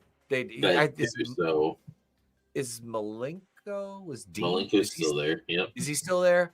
Yep. But they didn't take advantage of having. I mean, I'm not. Arn Anderson was there. They had a lot of guys there. Didn't Bret Hart at one point say, "Hey, I'd love to." Tully Blanchard was there. He was FTR's manager. Yeah, and well, I mean, to be fair, Tully's daughter's kind of a mess. So I mean, he's got other shit going on. Oh yeah, and say she wasn't fucking smoking hot. I mean, I'm not retarded. I mean, I don't think she's a very good person. But I think she's better now than what she was. I don't have any sympathy for people who do stupid shit. Yeah, I get you. And then want to fucking play the victim, and that's exactly what she did, especially with her. I know her and that. Well, her and that girl or whatever that she, I guess, said the N-word or whatever too. Yeah, they're on good terms now. So at that point, it's like, yeah, okay. So if she, but then you got the weirdos on Twitter who, like I said, and I'm not out fucking hating on her for that. I just hate the fact that they put her over on Brian Cage and Sami Callihan and ruined the TNA world title by putting out. Well, TNA has a habit of fucking doing that shit. They had Bubba Ray lose to Jordan Grace and shit. I watched that and I laughed all the fucking time in TNA. It's one of the reasons they're fucking where they're at now. I don't give a fuck how good the female worker is. You come to me and be like, we're gonna work. Okay, I'm going over it. Nope. I ain't working it then. I'm not fucking doing it. Unless you shoot me with a fucking handgun, sweetheart, you ain't beating me. Like, it's not fucking happening. I get wrestling is supposed to be you're supposed to suspend your belief, but at a certain point, it's like it's still grounded in reality, and it just doesn't work. They've destroyed any ability to suspend your disbelief. That's what I was saying about social media earlier. Lame fucking move sets like Cody's or fucking the Wyatts fucking and taking pictures and smiling with fans and shit 3 hours after their debut. Like, you can't suspend your disbelief anymore because they have taken that away from us. And like recently, speaking of that, they had, because Kevin Owens and Randy were like feuding, they had them like chumming it up backstage like in a picture because somebody fucking took it, or a video of them looking at some car, and it's like, like they need, the Fed and these companies need to be like, all right, if this shit happens, you're getting fined. Like, like I was about to say, if I were Vince. If I weren't and Vince wasn't in charge at that time, so I guess if I was Hunter, I would have fucking scrapped the Wyatt Six right after that, and I would have told Bo Dallas, "You'll never be your brother. Now get the fuck out of my building."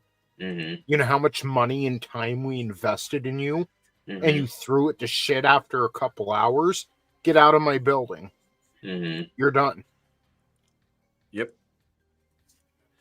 Yeah, it's the Wyatt it's been a disaster. It has. Like you know the best Wyatt 6 stuff I've seen has been that free refills channel doing imitations of them with a mop head and a top hat. That's been the best fucking Wyatt 6 shit I've seen. It all goes back to the same thing I've been saying for years. No one takes the business serious anymore. I guarantee you, McMahon versus Austin, Hogan versus Andre, for as outlandish as it may have been sometimes, and Hogan may have been, they took this shit serious. They don't take it serious anymore. They wink and nod and pull back the curtain, and they're like, oh, it's not a big deal, when it is. It's just slowly killing the fucking business. You have to take it serious. You can't watch The Walking Dead and Rick Grimes is, oh my God, guys. And then he looks at the camera, just right through the camera to you and says, a zombie, and then winks at you and starts fiddling the zombie's nipples. You'd be like, this is fucking stupid. I'm not watching this anymore. That'd be funny as fuck. I kind of want to see that now. I know, right? Like, it doesn't fucking work. It's like you have to take it serious. Mm-hmm. Yeah. What up, good stuff? He's gonna jump on and join us here in a minute. Oh, nice. He said, I'm drunk. I said, I don't care. I'm stoned. That's fine. I might even run upstairs and the grab sky a beer. is blue. What else is new? I might run upstairs and grab a fucking beer. I don't know. Yeah, it's day that ends in Y, bro. It's 12:20 in the fucking morning, and you know, what the fuck else am I gonna do? Can I say though, as far as I don't think a McMahon will ever work for a con, what would make Vince like completely proud of his son and make him finally say, I love you, Shane, and I'm proud, as if Shane were to start a wrestling company or buy AEW or whatever and just completely slit Triple H's throat and fucking just put WWE at least out of the #1 spot. That would make Vince proud. It would have made Vince proud if Shane would have done that with him. That's why none of the kids got the company. That's what Vince was waiting for them. You take this company from me, how I took it from my father. And they couldn't, you know. I would love to see Shane finally defeat Hunter and Stephanie, because they're assholes. I always knew they wouldn't be good for the business, and they're not good for the business. Okay, great. You have a honeymoon phase. That's fading quick. Yeah. What up, good stuff? What up, bro? What's up? Hey. Good to see you, my man. Good to see you. Good to be on. Thank you. I appreciate the invite. Hey, man, it's been too long. It's been too long, brother. Yes, sir. So what's new, man? What's new? What's going on with the projects and the editing? How you doing over there, man? Oh, doing well, doing well. The cookbook has been sent to print. We should have it next week or the week after, which means fulfillment will begin the first week of December. So everybody should have it by Christmas. So that's awesome. And then with the editing, you know, I'm plugging here and there. I don't have as much work as I'd like, but you know, I'm getting some here and there. So that's been good. Excellent, man. Excellent. You're wrenched in the chat, I think, and if you're not, I'll wrench you, and you can post your website and all your stuff in the chat, bro. Thanks, man. I appreciate that. Thank you. Yeah, you're welcome, man. Add as a moderator. Yes. Let's see. There you go. Wrenched, sir. You can post your links. I appreciate it. Yeah, man. I was going back and watching some of the old videos I did from like a year or so ago, and I'm watching because I'm like, I was like, this is a good stuff video. I'm like, yep, this is a good stuff video. I was like, man, I can tell. I'm like, I can tell. I love it. I'm like, I can tell. I was like, yep. I was like, the gifts and stuff like that, and the openings. I'm like, yep. I was like, I know who did this one. Yep. That was fun doing those. Enjoyed them. Enjoyed for sure. If I tell you what, if things pick back up over here for us, we'll definitely be throwing you some work. I know that's been since we got demonetized, getting the channel memberships back up, and we still got the Patreon going and all that, and yeah, I'm working on some giveaways, folks, and like I said, I get back into wrestling. There's going to be more of the Shogun content when I go back to work in matches over here.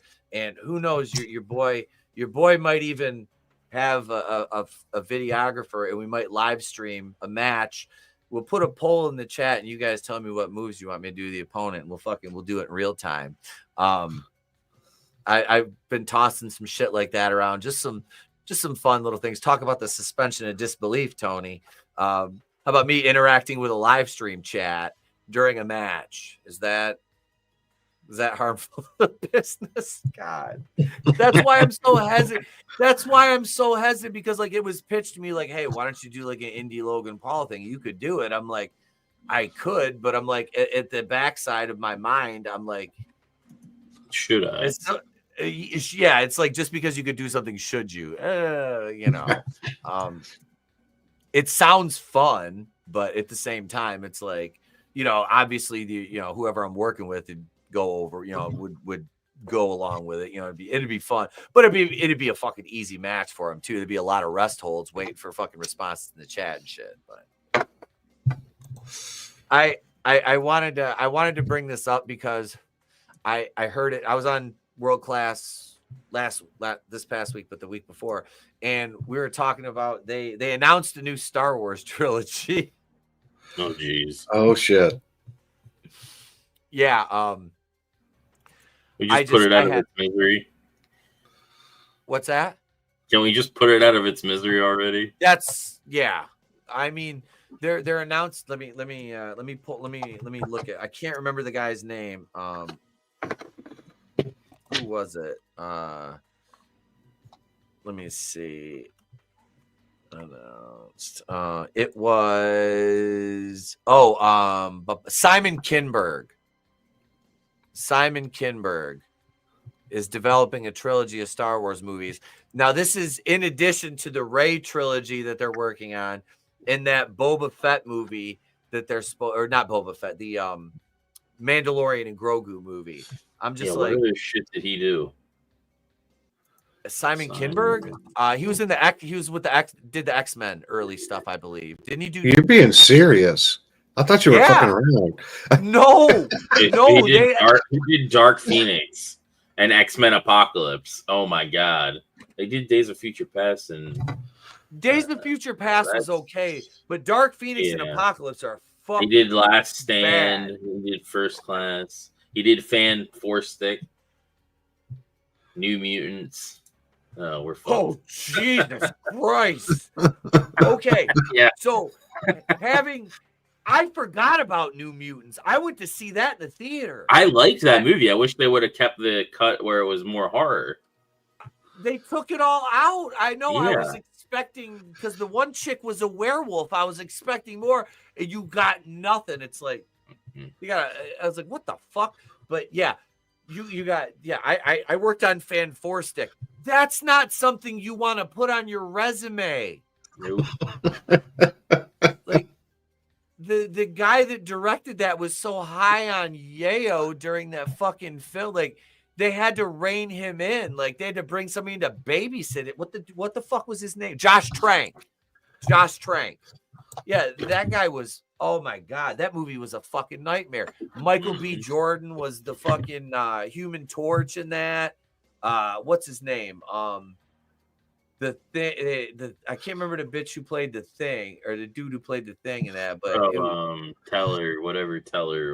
No, he Miles Teller was fucking Reed. He was Reed Richards. Oh, that's right. Yeah. Yeah. It was They fucking ruined Doctor Doom's origin story. The movie was terrible.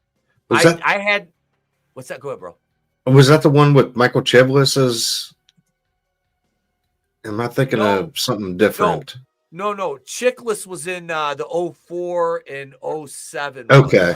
Yeah, okay. He was in Fantastic Four and then Rise of the Silver Surfer. Jamie Bell was Ben Grimm. Jamie Bell.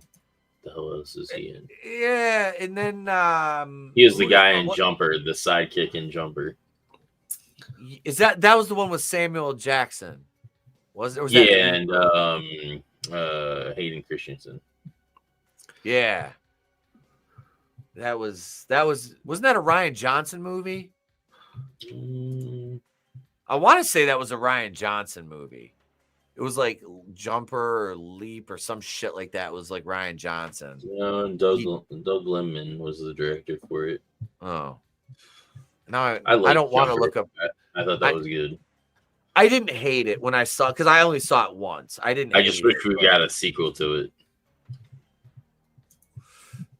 Every time I hear that song Jumper, I hear that song. I wish you would step back from that ledge, my friend. That goddamn song. Third Eye Blind. Third Eye Blind. Yeah, that's what it was. I tried to put most of that late 90s, early 2000s stuff like that out of my fucking now. Yeah. It's gonna be in there. It's gonna be in there with don't you know that the road that they walked on is paved with gold? You know, that the fastball the way. Like, oh my God. I used to hear so much of that shit because I worked at a gym like my senior year in high school. For some reason that was always on when I came in. I'm like, oh my God, I hate this song. Well, all of that shit was gay, so it was very gay. I like Third Eye Blind. What's wrong with Third Eye Blind? Except other than it being super depressing. Yeah. Because it's always talking about like suicide and stuff. I hear a lot of that shit and I'm just fucking like quiz.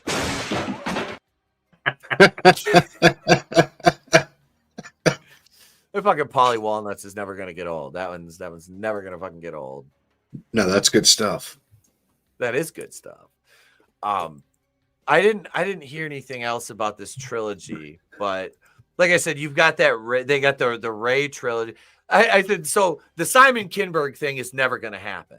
That's never going to happen. They have announced and canceled more films than they have ever made. I mean, we had the Blade is pretty much done. They're not doing any of that. I'm talking Star There'll Wars. only be one Blade. Right. Yeah. Hey, did you guys see the picture of the new Avengers, by the way? It just dropped a little while ago. No. Oh, it's going. Here it is. Oh, yeah. Yeah. Yeah, we played the nice in at the thing earlier. Yep. Look at it. And this is funny too, because what Trump's such a bigot. He's such a bigot. He's got a female chief of staff. Mm-hmm. I mean, what a bigot, what a misogynist. He's doing it wrong. Gonna have to he doesn't get it. Bonkman me for fucking Tulsi. Hey, dude, that's like she's what and Matt Gaetz in charge of the Pentagon. They're like, he's a white supremacist. I'm like, a Knights Templar tattoo is not a white supremacist tattoo. Like, I think you guys lost the plot. Yeah. I think you guys lost the plot. Yeah, I think that's. Go ahead, man. I was just going to say, I think they need a few things explained to them, what they actually mean versus what they think they might see. Let me give you the actual definition, and then we'll go from there. Yeah. You can always tell the people to drink that Kool-Aid, man. You can always drink that Kool-Aid. Always. But no, man, like the Star Wars, we're talking about the Star Wars trilogies being canceled. You had Ryan Johnson's trilogy. You had the Benioff and Weiss trilogy. there was another one in between there, and now you got the Simon Kinberg. That's 4 right there, plus the James Mangold Boba Fett movie that got repurposed into the Mandalorian. What the fuck else was there? You had the Taika Waititi Star Wars movie. So, I mean, you've got 12 movies, 12 movies in 4 trilogies, plus 2 to 4 solo projects. You're up to fucking 8 right there. And then the Simon Kinberg one that I'll bet the farm that's never gonna happen. Mhm. So that puts you at 11 movies canceled right there. I mean, we've got you got the original trilogy, the prequels, Rogue One, the Star Wars Holiday Special, the Ewok movie. So you've got, that's your Star Wars right there. I don't think I'm You're forgetting doing another anything. Ewok movie? No, they already did the Ewok movie back in the day. Didn't they do like one of those TV Yeah, the movies 2 with of them. Ewoks? 2 of them. Yeah, Yeah. so there's 2 of them. Yeah, Caravan of Courage or something like that. Those right? were great. I loved them. They used to be on the Disney Yeah. Channel all the time. Wasn't Wilford Brimley in one of those? In the second one, I think. I Yeah, think he was. Or he was somebody in that one of looked them. like him. Because there was like No, this he weird was in creature one that of could them. move really fast. Yeah, he was in one of them. Mhm. And I don't care what anybody says. I like the prequels. Me too. I enjoy them. Revenge of the Anakin is Sith. by far my favorite character. Sorry, Etep. I love No, the prequels too, Yeah. bro. Revenge of the Sith is my 3rd favorite Star Wars movie behind That's a Empire good Strikes one. Back and That the is a- original one. Yeah. Dude, People Go ahead, always Clay. bag on Anakin's shitty dialogue in episode 2 and how awkward his lines were to Padme, but it's like, bro, he was pulled away from his mom as a child. Uh-huh. He was raised by not like he's fucked up. And He like was that's supposed how to be someone like that. Yeah. Like that just speaks more to his character. Like it should be a bit cringe. It should be a bit. He had severe mother issues, which was explored throughout episode 2. Like, Mhm. Yep.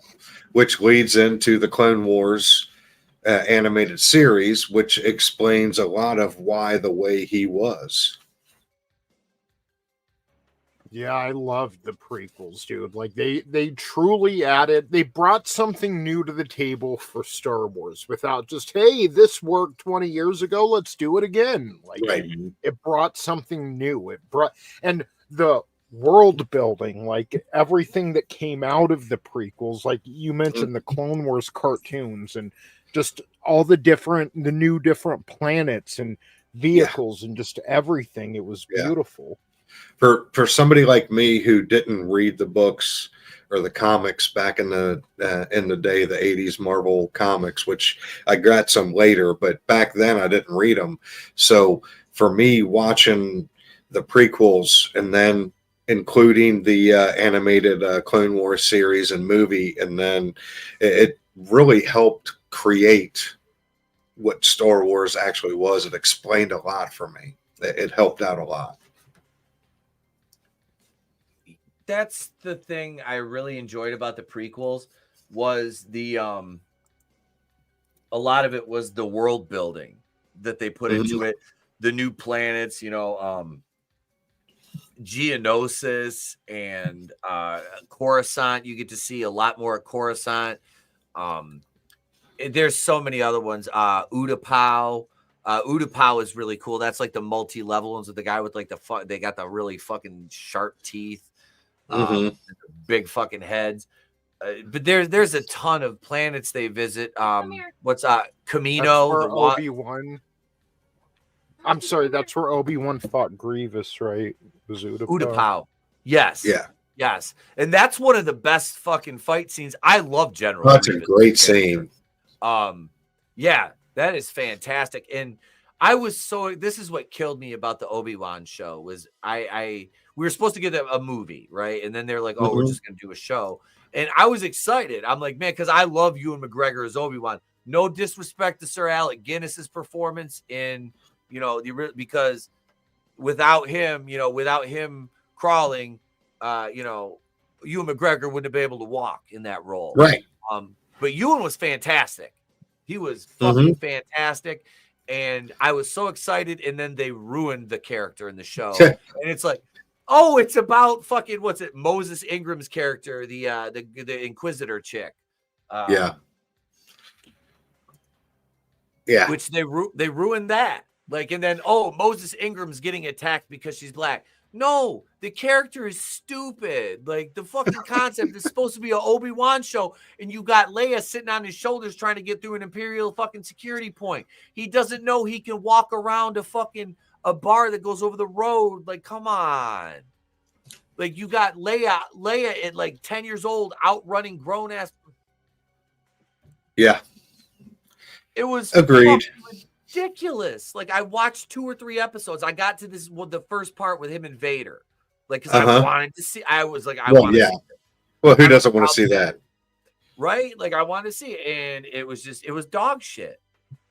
I'm like, they fucking just ruined it, It's like, goddamn, like the first season of The Mandalorian was okay. It was good. I like Gina Carano's character. I'm like, damn, like they wanted a badass female. You got one. It's woke. She beat up Mando. I'm like, their fight came to a stalemate. I'm like, are you guys like looking? That's where I really like it started to pull me out of that like pop culture sphere, because I'm looking at the people around me who supposedly we don't really dislike strong females. We just like bad characters. And here's one here who, is pretty physically formidable. Plus the woman playing her is a legitimate fighter. And, the scene came to a stalemate. It's not like she fucking whipped his ass.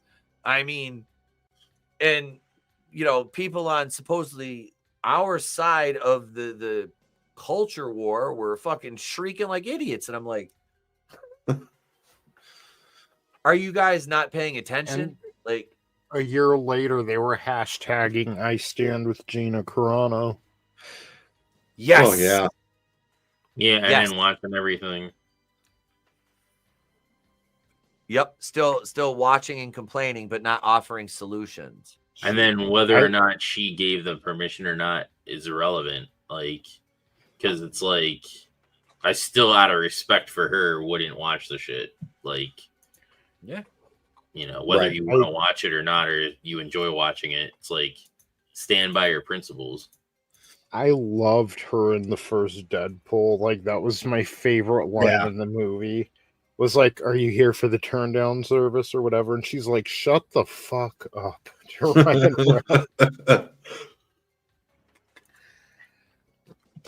Just fantastic delivery is what I'm saying.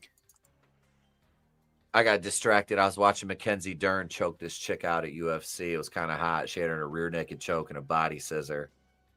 Sweet. Nice. Yeah. Nothing wrong with that.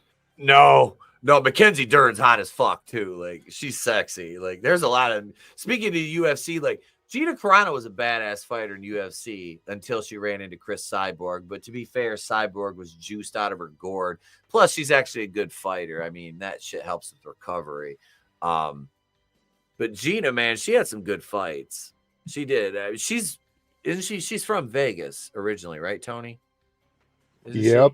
And I was always like, I remember when the big Ronda Rousey hype train started. Like, I was never a big fan because Ronda Rousey had no honor. She had no respect. Like, you could just be no beef or nothing, just some random girl she was fighting, and she wouldn't shake your hand and would basically tell you, fuck you, But Gina always had honor, And it's like, yeah, she may have lost to fucking Cyborg, but there's always a bigger fish, She still fought with honor. And to this day, she's more than proven she's a good person with morals. She didn't let the fame get to her head. When she loses, she gets back up, trains harder. She doesn't go on a media tour talking about she wanted to, self-harm herself. Like, Ronda Rousey did, Not to compare the two, but it's like, Rousey, I mean, she was really on top of the world there for a little while, starring in shows, fucking her name all over the place, sponsorships, but I was always a Gina Carano fan more than Rousey. Same. Yeah, Rousey got into Fast and Furious movies. She was in Expendables 2 or 3, wasn't she? Wasn't she one of those? Maybe I don't know. I think. That I don't know. Yeah, I like Gina Carano's movies. Haywire is an underrated badass movie, dude. Yeah, that one there specifically. Yep. That had a hell of a cast too. Speaking of Ewan McGregor, Ewan McGregor, Channing Tatum. I can't remember who it was that played her dad. There was a couple other like decent like level actors in there. It was a good spy movie. Good action, kind of, Michael Fassbender, man, when she killed Michael Fassbender, that fight sequence at the beginning, like, because he did that, he did his stunts during that, and she was like, I was afraid to, like, she goes, I didn't want to fucking hit him, and she goes, I accidentally like clocked him a few times, and she goes, he took it well, but I'm like, that was a close quarters, like they beat the living fuck out of each other during that scene. There were some great fight scenes in that in general. Just in yes, general, the choreography through it was really good. I enjoyed that movie. Yeah, it didn't hurt, like I said, having her in it, and she was, and I always thought Gina was gorgeous. I'm like, this is a woman who is going to transcend MMA. Like, she's not here for the, she'll be here as long as she is on top and is, doing well. But when that next opportunity comes, she was a fighter at heart, but it's like, if you can better yourself and take yourself out of harm's way and make more money, then do it. Yeah, absolutely. Absolutely. What up, Chris? Hey, how's it going, everyone? Hello.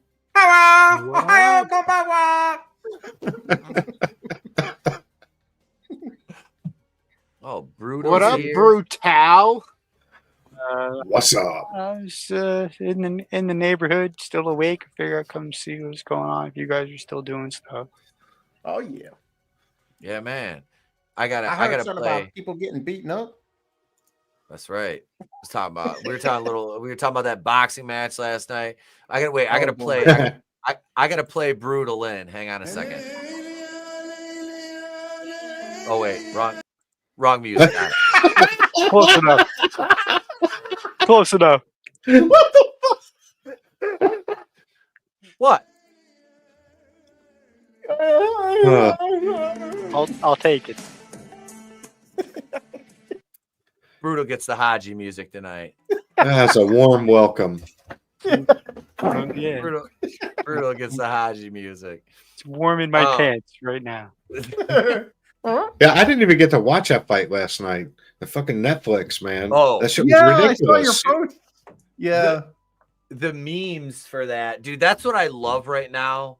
That's one thing I do love about like internet culture is like when something like that happens, motherfuckers are gonna meme you into oblivion for it.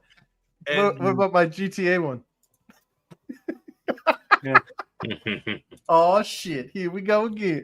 Oh shit! Should I show that? Yeah, why not? Everybody else has seen Mike Tyson's butt cheeks, right? Oh my god, where's it? I'm scrolling. I am the chat. Real American. Well, the what is it? The Flash Gets one was hilarious. Is this looking convincing enough, Jake? Okay, now you can hit me. The best was the Mike Tyson ass with the Lizzo ass, and it said which one wore it better. Yeah, wore it better. Yep. God damn. Oh, that's right, baby. Dude, nobody escaped the horrible Netflix connection. Like everybody got screwed by that in some way. A good manliness is here. He says it's my favorite Korean Jew misogynist. The master of misogyny. Yeah, misogynist. You better watch it. He knows Cobra Kai karate. Yeah, I knew Uh-oh. Kareem. I know. No, my dad says you're a liar. There's no such thing as cream karate. And I don't know if I showed you guys these the other night, but I picked these up from the local video game store. A secondhand store was like closing, and I picked up Attitude. I got NBA Jam 99 Nice. for the I miss 64, N64, man. and Trey has taken a shine to the show Family Feud. So for the Sega Genesis, I picked up Family Feud. There you go. And, Nice. And just because it was there and it was $5, I picked up Pro Wrestling for NES. I call Hell Starman. Yeah. Yes, Starman was badass in that game. But yeah, I used to play that in when I go to my grandmother's apartment, and I'd stay there down in Southgate, downriver from Detroit. We'd go to this one grocery store, and they had that like an arcade version of that in there. And I would get it was along those lines. I would sit that and play there while she was checking out. Which is a good thing I didn't get kidnapped because she wouldn't really pay much attention. Back then, that wasn't happening. No, man. I was a We're fat talking kid. Nobody tried to kidnap me. Right. Speaking of 86, pro 87. wrestling. Now, I'm just speaking of pro wrestling for NES. Mhm. Can I just bring up something just slightly, barely at all? You'd have to really think about it for it to be political. Huh. Just slightly, but it has everything to do with pro wrestling for NES. Cool. Mhm. All right. It's driving me insane. My wife and I have been married for a few years, and throughout our marriage, we've always been monogamous. About 6 months ago, she mentioned the idea of bringing in another man into the relationship to spice things up. I hesitantly agreed. We found a guy on Craigslist, and it was actually pretty fun at first, liberating even. The three of us often had dinner together, watched movies, played games, etc. The sexual stuff, that stayed separate, although admittingly, I feel like I started getting less. That's outside of the scope of this post, though. Fast forward to mid-November, I make a joke at the dinner table about how finally the fucking Cheeto is going to be out of office.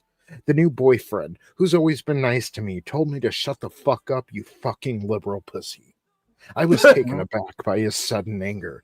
He's much larger than me, so I admittedly just looked at my wife as a plea for help. She just continued eating, trying to act like nothing was going on. I did not know he was a Trump supporter. He even made a joke about him in the past, but he proceeded to tell me that he voted for him. Long story short, after he had left for the night, I told the wife that we can't associate with him for obvious reasons. This is where it got bad. She defended him and told me that I was being disrespectful for not understanding that some people have different political views. I kept insisting that he's a white supremacist and a racist, and she said that he wasn't. My wife has always been very liberal and anti-Trump, just like me, but now she's defending the fucker. I told her we were done if she doesn't stop seeing him. After a few days of fighting and continuously saying things that would be fine, I packed up and left, thinking she'd finally comply. Now I've driven by the house a few times, and his pickup truck is always parked there. In fact, I think he fucking moved in. She got dicked down, and now she's voting Trump too. Yeah, she got the liberal banged out of her. Uh-huh. What does that say about liberals? All they need is a good dicking. Uh-huh. It couldn't hurt. Oh my god. Our women. The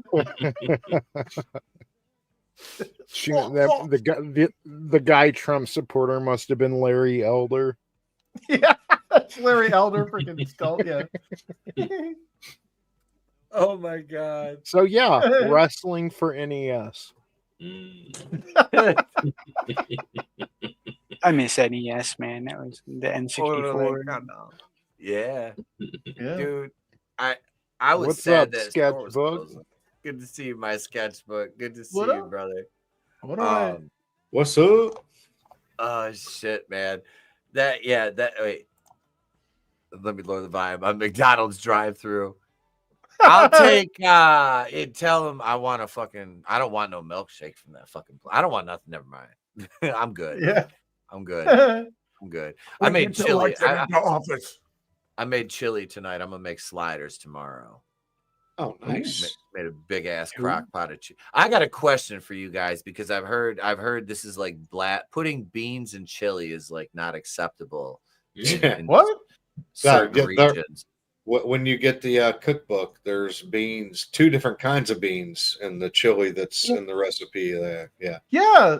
I mean, I isn't it called chili always beans? put Like- beans in Yeah. chili. I put chilies. I put chili beans. I put red beans. I put black beans in there.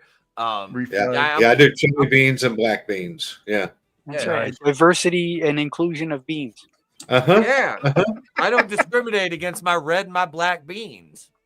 All my You need all beans are brown color and red. beans, man. Need them all, baby. Right? Right? But I can't. I was like, man, isn't chili without beans just soup? Yeah. It's like hamburger helper, Tomato ain't it? sauce. Like, Yeah. it's just Yeah. hamburger Also, I gotta have beans up in my chili, man. Yeah, Yeah. you got to. You got to. Hey, I've beans, never. beans never- without chili is just fucking manwich. Right. It's Yeah. like peanut butter with no jelly, yeah. Yeah. Yep. cereal with no milk, Oh. Kool-Aid with no sugar. Ham, no burger. Yo, people Garbanzo ain't never got 2 things that match. Cornstarch without no. Without dirt. White without Gatorade rice. without Doritos. Oh, And Lord. remember, if it ain't all white, it ain't all right. Yeah, That's put right. garbanzo beans in there. Yeah. And Remember that's the not Power racist. Rangers? That's not racist. The Mexicans said That wasn't that. intentional. It was That was it was unintentional. it was Kerwin White, aka Chavo Guerrero. Remember he came down riding that fucking golf cart, listening to Frank Sinatra? He was Kerwin White.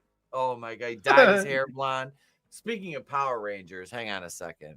I don't know. Oh, Draven, God. did you see the Power Rangers meme I posted on Instagram the other day? I don't think so. Hang on a second.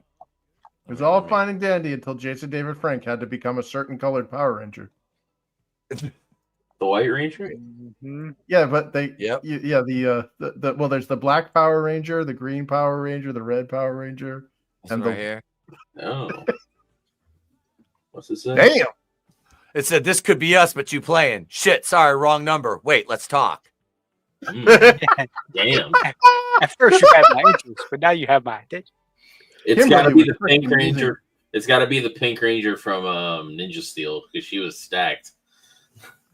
Wait, Dude, I think not a I've single one of those seen- Pink Rangers were unattractive. No, never. Lost Galaxy wasn't that great. Wait, I've watched most of those with Trey, like, because he was like huge into Power Rangers for a while, and dude, some of those shows are bad. I mean, like, bad. Like, I mean, I know the original wasn't great, but it's kitschy and it's fun, and some of them are just like, oh god. But yeah, they always have like a Trey quality CW was cast. You know what I mean? Like, they're all very aesthetically pleasing to the eye. You know, the whole cast. Here's the- Ninja Steel Pink. Let's see. She Asian? Oh yeah, I've seen this one. Damn! Yeah, this is fine. exactly. Yeah. Man. Yeah, I'd she like could to- pink my Ranger. Mhm. Yeah, I'd like to go Zordon on that one. Yeah. Ay, ay, ay, ay, ay. I was just gonna say, ay, ay, ay, ay, ay. Yeah, Lost Galaxy Pink Ranger is Amy Jo Johnson for me. I was like, I was too old for Power Rangers by that time, but I'm like, damn, who is that hot chick? Oh yeah, and she But still gets looks your good. face. Amy Yes, Jo she does. Johnson still looks good. I just Yeah. like that she made a cameo in the best Power Rangers iteration ever, the 2017 Yes. movie. Here's the Yeah, so Lost did Galaxy JDF. Pink Ranger. See, this is the ugly, in my opinion, the ugliest of the Pink Rangers. What? Yeah.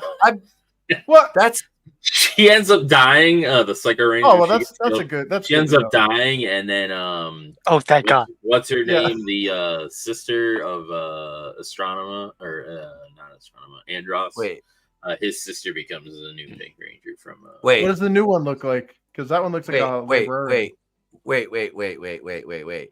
Did the character die or did the fucking actress die? Because if the actress died, Hold up. I'm gonna feel like a dick.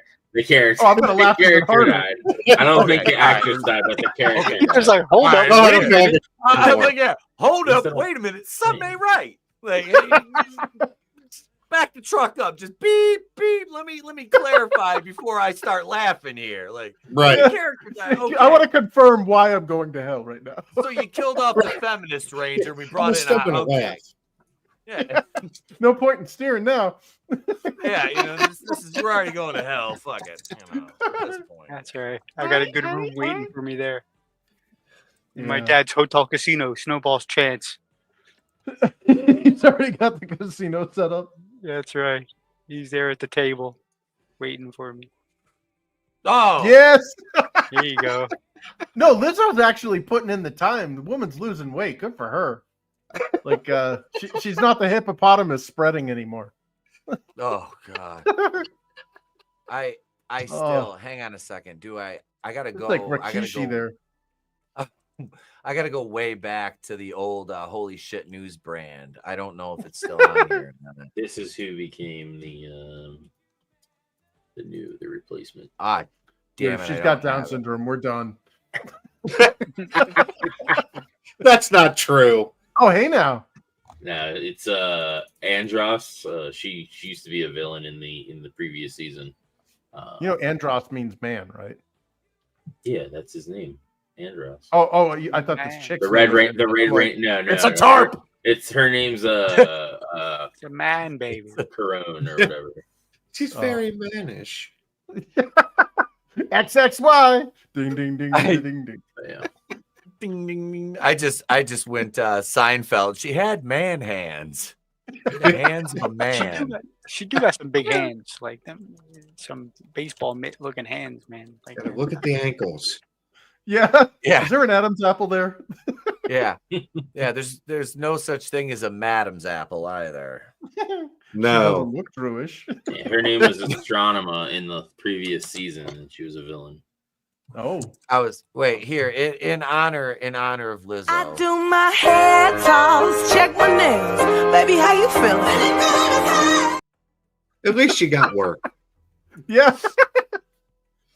Lizzo Man. the Hut. No, Uh-huh. she's lost like at least 50 pounds, dude. Freaking Good for weird. her. So she's Well, only down to like 400. Yeah, she's now Yeah. overweight by only 300 pounds now. She's well. What's gonna happen is she's gonna have the same situation as Adele. She's gonna lose all this Yep. weight. She's gonna be in great shape. She'll be healthy, and then they will all hate her Disappear. because They'll They turn on will her. hate. Yes. They will Yep. hate her because how dare she be fat phobic?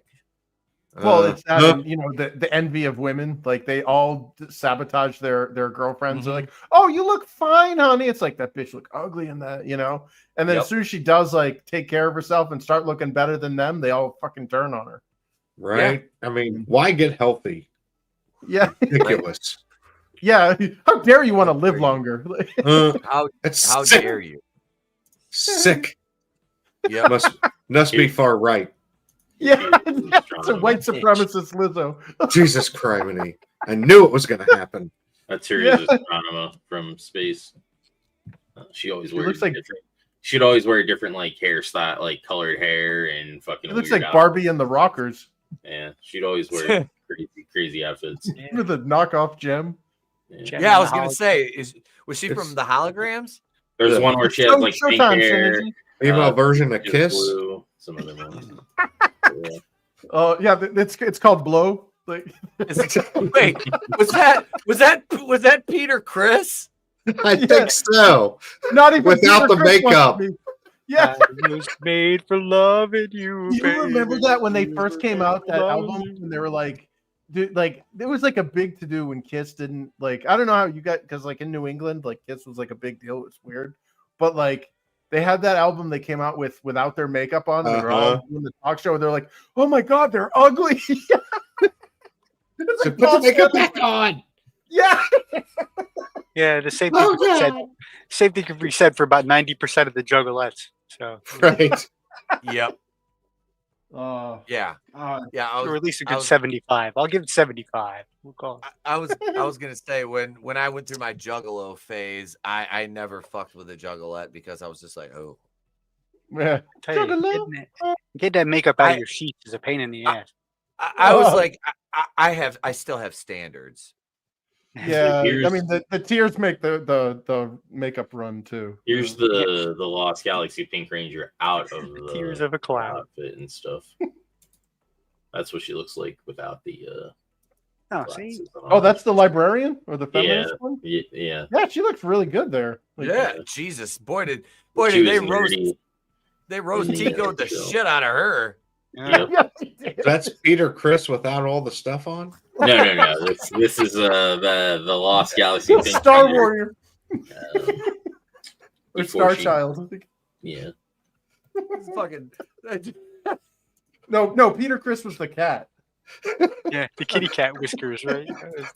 Oh shit. Pink in space was it was Ace Ranger. Freely then?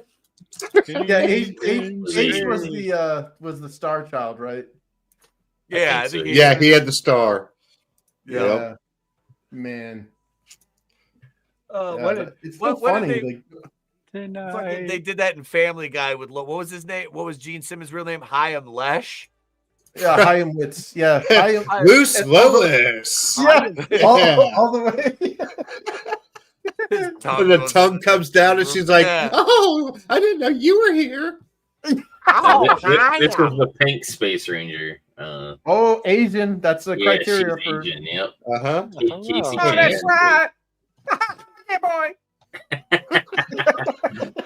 She was hot. I'd Cobra her Kai. Mhm. Yeah. Nothing like getting dressed down by an Asian woman to fill into your inadequacies about your financial setup. Mm-hmm. You're not a doctor. You make no 7-figure. You worthless, man. You know, Oh, I- yeah. That's why I told Trey he should outsource and find him a. I says you should find you an Asian woman, son. I say they're very polite, they're very fastidious, and they're obedient. well, and when they kill you, My, when they my kill you, wife their is like, balls won't go up high. you got the look. You're not wrong. you all They're jacked very look for your old lady. submissive. They're submissive. No, dude, that is a It- complete myth. Because first thing you need to do is you got to make sure it's an Asian, not an Asian American. yes, Because Oh, yeah. I've dated Asian American women, and they are. This one chick, she comes into my apartment. She's like, "Wow, this is a." She's like, "Wow, this is a bachelor pad." I'm like, "Thanks." She's like, "That wasn't a compliment," and I'm like, Yeah. "Honey, I don't have anybody. I don't have roommates. Like, I'm paying on my own. You need to get like a couch instead of that futon. You need to get like drapes and all this shit." And I'm like, "It's an apartment. I'm not going to be here in another year." Like, You need to take me shopping, man. How about that? Right. yeah. Yep. Dude, Orange County Asian, because that's where UCI is, you know, the University of Chinese Immigrants in Irvine. Like, yeah, it's just wall to wall full of these women that it's like, no matter what, like they'll go for the top 10, top 90 to 100% of men, and everybody else below that is just shit. And they're not ashamed to tell you it either. It's like, I've never had somebody tear me down to my face like that before, and not disappear from, have their family making pleas on TV stations, Did you God say that was damn. the home of the UTI? Yeah, that too. Gotta drink a lot of cranberry juice, ladies. That's a high sodium and MSG diet over there. Apparently. Uh-huh. Get Look at that urinary tract infection right now. Dude, that's my fucking cat just had bladder surgery because he had stones. You want to talk about? Oh, Hey, Yeah, how's he doing? he's fucking fine. Like he had surgery Friday, and by Monday, this motherfucker's jumping all over everything again. I'm just like, Right. you're gonna. He's all Mr. Beans. He's all fucking healed up, man. He's good. He was Oh, good for him. Mr. Beans is a fucking a view grabber for me because the last couple shorts I uploaded with my cats and my dog. Let's see what we get. What do we get today or yesterday out of them? We got 750 out of them. Then we got 4,000 out of him and Meech and Natty the other day. I'm like, oh, so you guys want shorts of my cats? Okay. Milk that pussy. I mean, Well, this is going to lead to my OnlyFans. We're going to have Big Meech's pussy pics. And it's just going to be pictures of my cat, Big Meech. I feel very misled by this title. Right. Exactly. Your Honor, my client has suffered punitive Why damages. is this kitty cat shaved? Yeah. That's Oh, funny. really? I just had Meech shaved down, kind of. That's funny. I did shave my big fat pussy. Yeah. Goddamn. We got AC/DC, we got Kiss, we got what else are we doing? What up, Godzillionaire? Hey, Godzillionaire, did you get your mail yet? Did that deliver? Did you get that thing I sent you? Did you get that thing? Was I it a sent male you? or a female thing you sent? It was I Wait, poke did you holes see- so it can breathe. Wait, did you see Liv on McAfee's stream the other day? He just shit on Dom the whole time. That's fucking hilarious. I need to watch that now. Liv, man. Yeah, that's enough. She's fine as fuck. Liv's a little hottie. Yes, she is. Yeah. It's like you had I was watching SmackDown with Trey Friday night, and you had fucking out there at one time, you had Jade and Bianca, which them two are fucking aesthetically just yummy. And then you had Liv and Raquel, Tiffy. I'm just like, holy shit. I was like, Trey, you're getting into wrestling at a good time as far as the aesthetics are concerned for the ladies right now, bud. Like, yeah. He's a Rhea Ripley fan. I'm like, a man of great culture, I see. Like the wife came into the living room one day. He's sitting there watching YouTube. He's watching nothing but Rhea Ripley videos. I'm like, oh, my man. It's all fun and games. That's my boy. Tom and Jerry cartoons. That's my boy doing that. Yeah. into jacked goth mommies. I'm like, that's my boy. That's my boy. Last week it was Thundercats. This week it's hot muscle mommies. Yep. Wait till he learns that Chitara is a hot muscle mommy. Oh! Yeah, he's been watching a lot. He's like explaining the plot of Demon Slayer to me now, because I watched about 7 or 8 episodes, and he's like, I don't know, maybe like 20 in. So yeah, I'm watching. The one dude on there is the simp. I can't think of his name. The blonde. He's a blonde. I don't know. I know what the characters look like, but that's about it. Not the guy with the boar head, the guy that Tanjiro finds along the side of the road. He's speaking of that, the thing with the boar head, I've seen, was it Lean Beef Patty or whatever? She dresses up as the thing with the boar head. Lean Beef Patty. Yeah. That's her name? He's who I'm talking about. I got a soft spot for Is that what I just left in the toilet? Oh, that's fucking hot. She's a bad Irene. No, Irene. Eileen. She had one eye and one leg. Muscle. Zenitsu. She's fine as shit, man. Yeah, but yeah, she does a lot of cosplay on there too. Yeah, I don't ever mind that at all. I've seen a lot of good Chun-Li. There's a lot of good Chun-Li cosplay out there. I've seen a lot of Chun-Li. Giggity. Well, you remember that one model that like threw it back at the feminists, where they're like these feminists were bitching and complaining about Chun-Li. They're like, no, women are built like that, blah blah blah. Women are anatomically incapable of being like that or whatever. And there was this like cosplayer that she like copies that or quote tweets that. She's like, I beg to differ, and she's dressed as Chun-Li, and it's like, God damn, I want to get crushed by those thighs. Oh, hang on a second. Hang on. I'm a man of great culture. Hang on a second here. Hey, real quick, I got to get out of here, guys. I want to thank you. I appreciate you having me on. Thank you very much. I had a great time. Thank you, chat. Good seeing everybody on the panel. And I'll be back around, guys. All right, brother. Take care, man. Thanks for popping on, dude. See ya. See him. Where? I'm looking for the one here. Hang on. You see that Korean model there, the one that did the Juri Han? Yeah.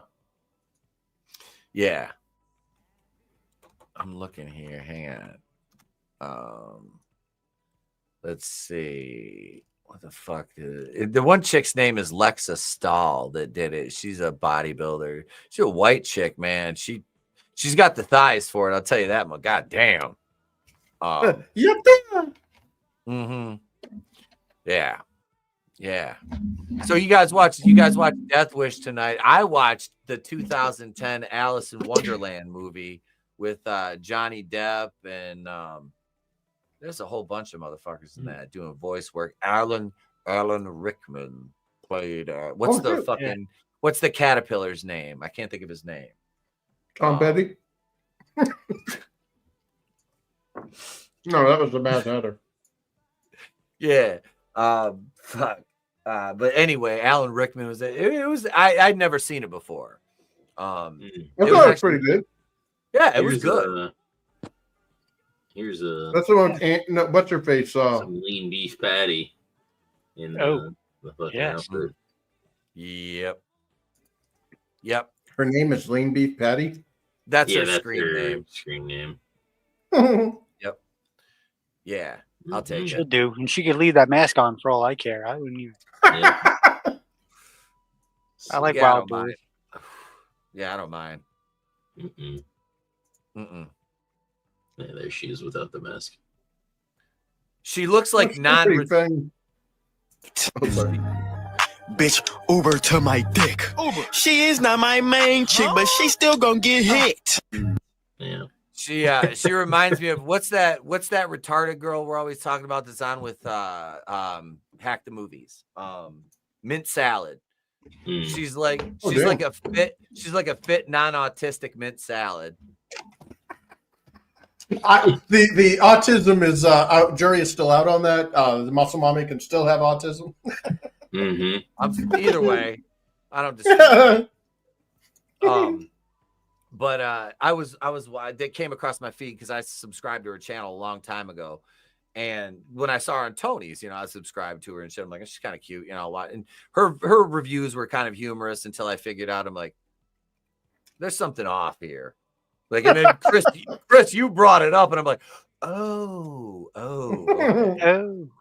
Yeah, her handle is autistic boobs. I think that's an indicator. I just ASE, whatever. Was it ASE Presents is her channel or whatever? But she was doing like a Catwoman cosplay during her I think it was a penguin video or something. I'm just like, I see why you gained so many subscribers so quickly. There's a couple of reasons why. Two very big reasons why. There's that other hottie that's on there too, the redhead.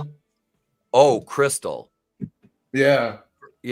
She's I follow her on Twitter. I can't think of her last name right now, but I actually like the shows when she's on there because she's kind of funny and she has a good take on things.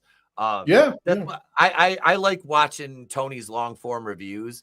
Because he's always got a good cast and he's funny. I think Tony's kind of funny. He got screwed over, dude. Like, remember when it was Screw Attack and was that after or before he was with Angry Video Game Nerd? I think it was during because there was one of his co-hosts, Newt or whatever, got nailed with the plagiarizing scripts and stuff, and it's like Tony had something before Hack the Movies or. Can't remember what it was, but I was like, wow, this guy's great. His channel's freaking insane.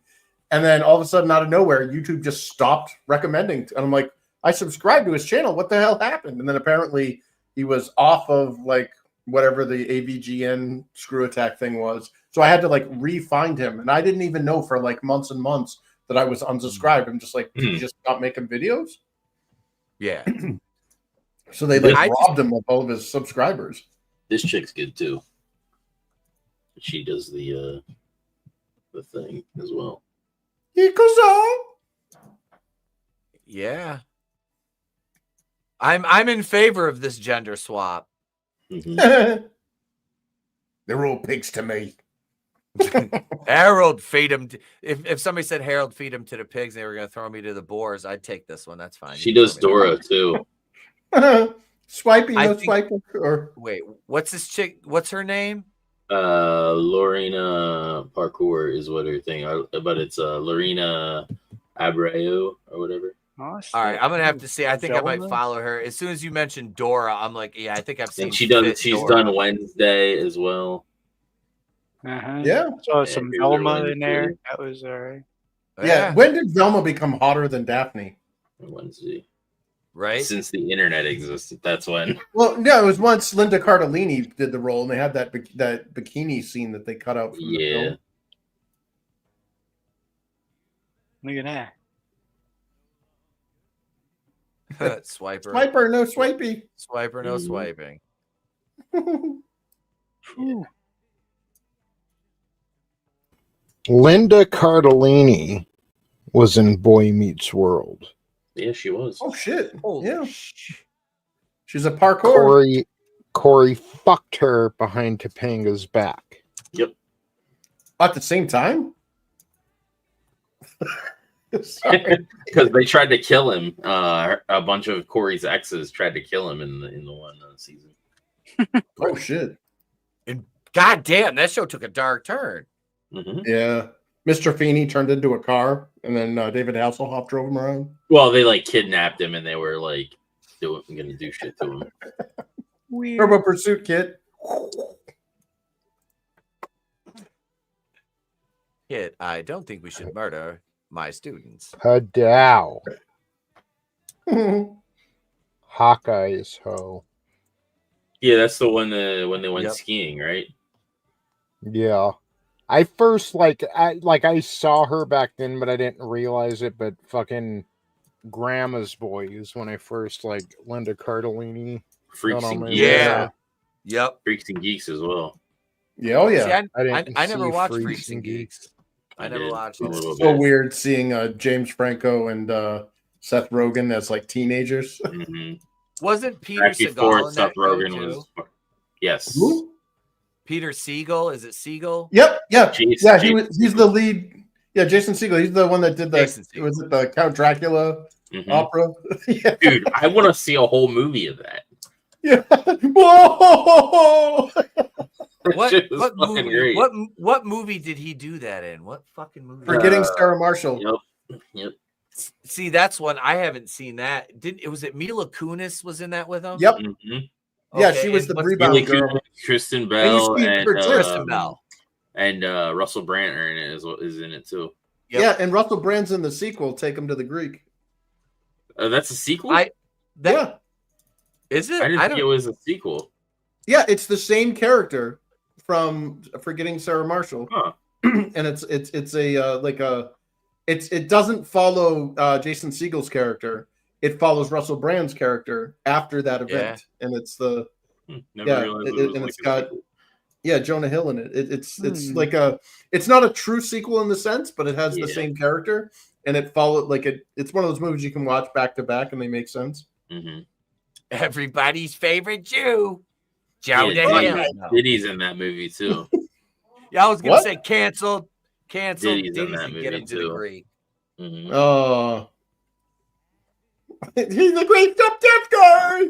Because they're there, because he's at the one party or whatever, and he's like, there's this shag wall. He's like rubbing it because he's Oh, tripping. He's tripping or whatever. Not Russell Brand is, and he's like, it's like a werewolf, or maybe it was Jonah Hill that was doing it. I don't remember, but it was It was weird. probably Jonah Hill. yeah. The fat, skinny Yeah. Jew guy that doesn't want to use his real name. Hmm.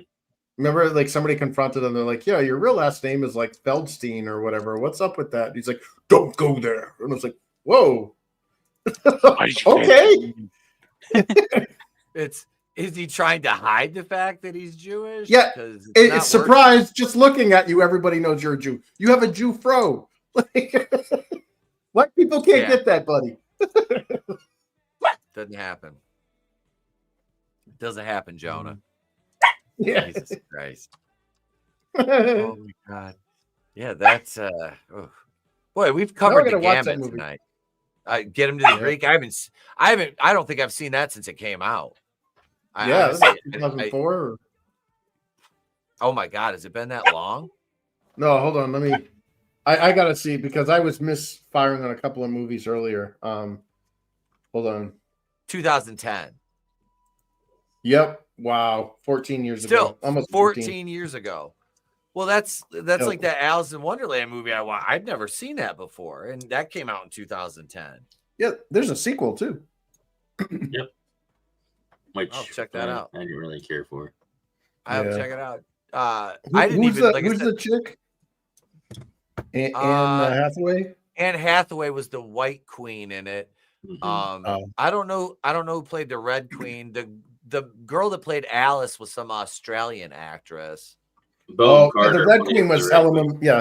Helen Bonham Carter. Yep. Okay. Oh, she was good. She makes a hot monkey. Mm-hmm. Do you ever see her in Planet of the Apes? She was hot in Fight Club too. Oh yeah. She was like a mess in Fight Club. If you like Damaged. Which for whatever reason I always fucking find Damaged people. They I'm attracted to them. Let's go to the island of misfit toys. Before I met my wife, that was me too. It was I always ended up with the broken toys. Mm-hmm. Oh, yeah. And the ones that weren't, I was like, I don't know how this works. You're normal. Yeah, you're scaring me. You're too normal. I'm lucky if I can get to that step where I can even get a chance to talk to the normal one. Because maybe I'm not normal. I just hide it. Yeah, you gotta be a daywalker. When I met my wife, we're on our first date and we're sitting there and she's like, "What do you do?" I'm like, "I'm unemployed. I live with my parents. And I'm a professional wrestler and I run a promotion." She's like, "Oh, I can fix him. He's pretty." Yeah. And she's like, "I have a master's degree," and I'm like, "Oh yeah, I'm just paying for lunch today. I'll never see this woman again." That's basically what I thought. As soon as she said I have a master's degree and I have this job up, I'm like, "Yeah, this isn't gonna go very well." But then you took 2 steps forward, he took 2 steps back. Because I'm dressed like a cat.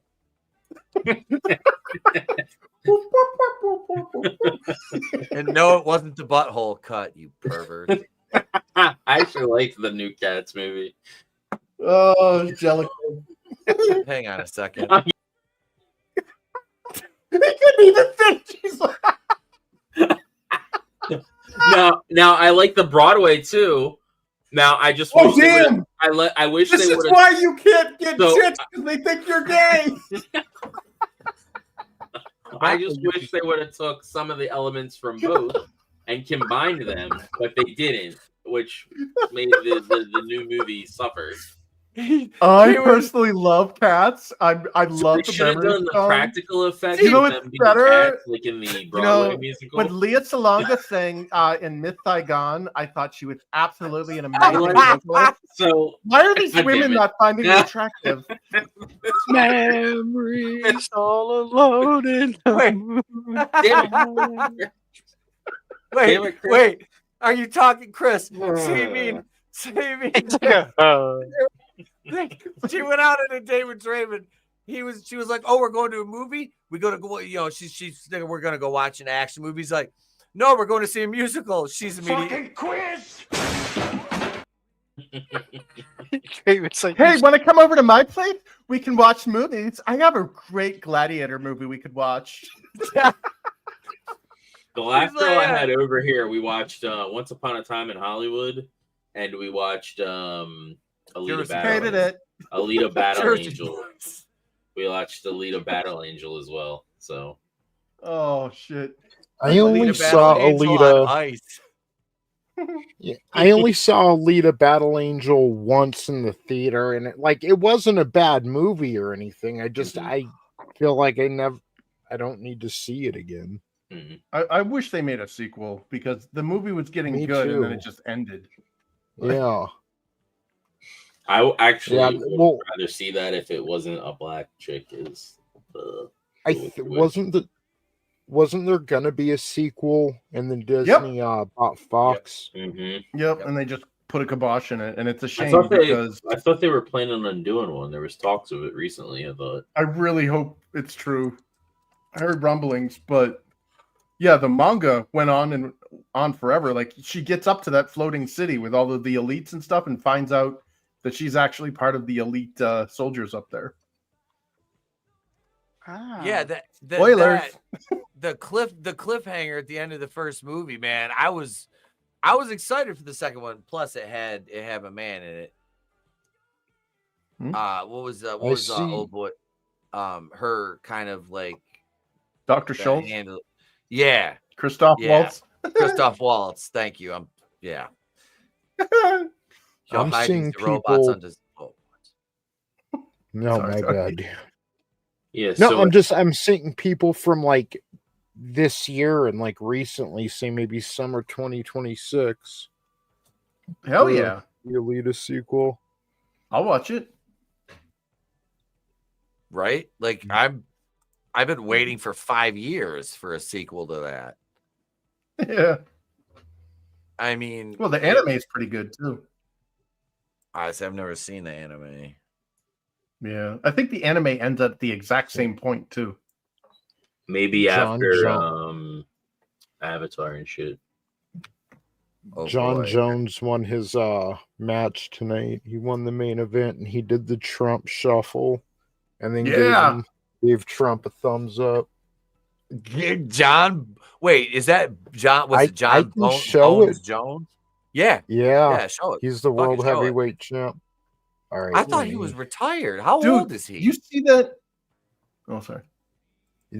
Joe Rogan considers him the greatest UFC fighter of all time. I remember when he was on, just like he was just another fighter, and then I can't remember who got hurt for the light heavyweight championship, but he couldn't compete, so the shot went to John Jones, and John Jones beat the light heavyweight champ that night, and he just fucking took off from there. Well, he is the Martian Manhunter, so that's fucking awesome. Good for John Jones, man. RFK's bigger than that guy. Just RFK's fucking yoked, man. That motherfucker. That guy's in better shape in his 60s than I was in my 20s. Yeah. Man. You know, I mean, yeah, that's why they're scared of having him as Secretary of Health and Human Services. Huh? Yeah, everyone doing push-ups now. I want you all to get in shape. All right, man. Look, I'm looking at you. He needs to get all that shit out of our food then. Yep. Yeah, that's what's made, like, I think it was Jillian Michaels said it. She's like, since when is the sign of poverty morbid obesity? Yep. You know, that doesn't make any sense. And I don't know about you, but I'm more willing to listen to Jillian Michaels, who is a chiseled sex goddess, okay? She's a lesbian, but she has the most amazing body. And then RFK, who's yoked out of his gourd in his 60s. I would rather listen to those two people tell me how to get healthy and what healthy is than a dude that thinks he's a woman. Yeah. Yeah. Like that's big fat dude too. Yeah, they call these guys are weird, and meanwhile you've got Matt Damon in drag stealing luggage. Yeah, remember the seamstress or whatever who like reported him? She's like, that's literally a unique piece of clothing I designed. Yeah. So my buddy's watching UFC, and he told me after the shuffle, he got a USA chant going in the crowd and said he's proud to be a Christian American champion because UFC is quite diverse. Then he gave Trump his championship belt, and now they're talking and holding hands. Nice. What? God damn. Dude. The fucking UFC crowd is based as fuck. Yeah. That's fucking that is. Look, when you get punched in the face for a living, you're not afraid of being canceled or recognizing certain facts. A lot of people, they see what's going on. They're just afraid. Yep. they're afraid. That's why Andrew Breitbart said, "Walk towards the fire." Like a lot of people are afraid to walk towards the fire, but when you get punched in the face for a living, no one can tell you what your opinions are. Yeah. Yeah, like what's the worst that's going to happen? But getting punched in the face is pretty much at the top of the list. Yeah. Yeah. Somebody says, "Yeah, you get punched in the face for like, we're gonna cancel you." Okay. Yeah. I'm still gonna make millions of dollars as a fighter. You can say whatever you want on Twitter, idiot. Like,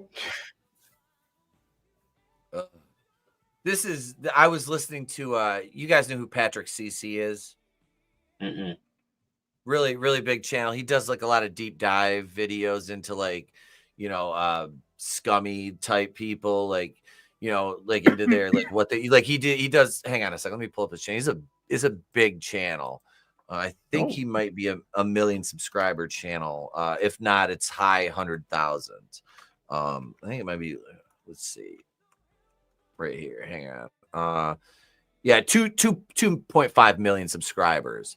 But he did a video on. You guys remember Bo Burnham? Yes. Okay. So I just watched this today. Bo Burnham's final warning before he disappeared. Dane Cook, how one terrible podcast exposed Howie Mandel.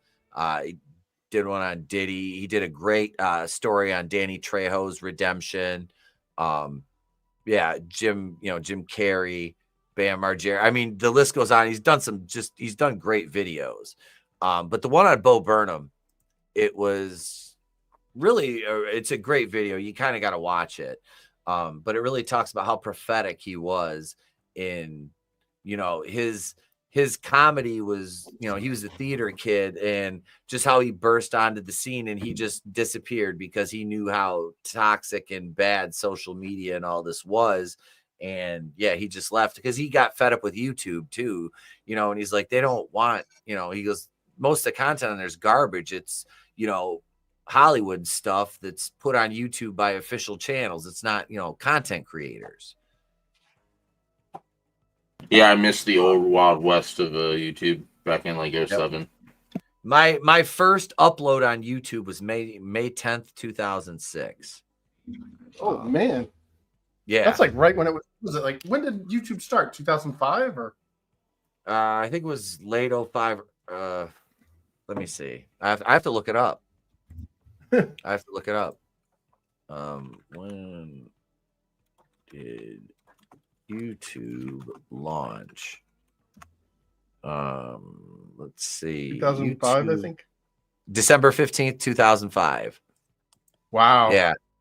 Yep. And yeah, my first upload was May 10th, 2006. And I just, a few months. Yeah. Yep. And I really, man, that's insane to think about. You know what I mean? Like, yeah. Jesus. It's been around that long. Holy crap. I got some subs. I mean, got 2 of them. What's that? I got 2 subs or whatever. After I went live, or after I streamed yesterday. Nice. All I get is DOMs. Yeah,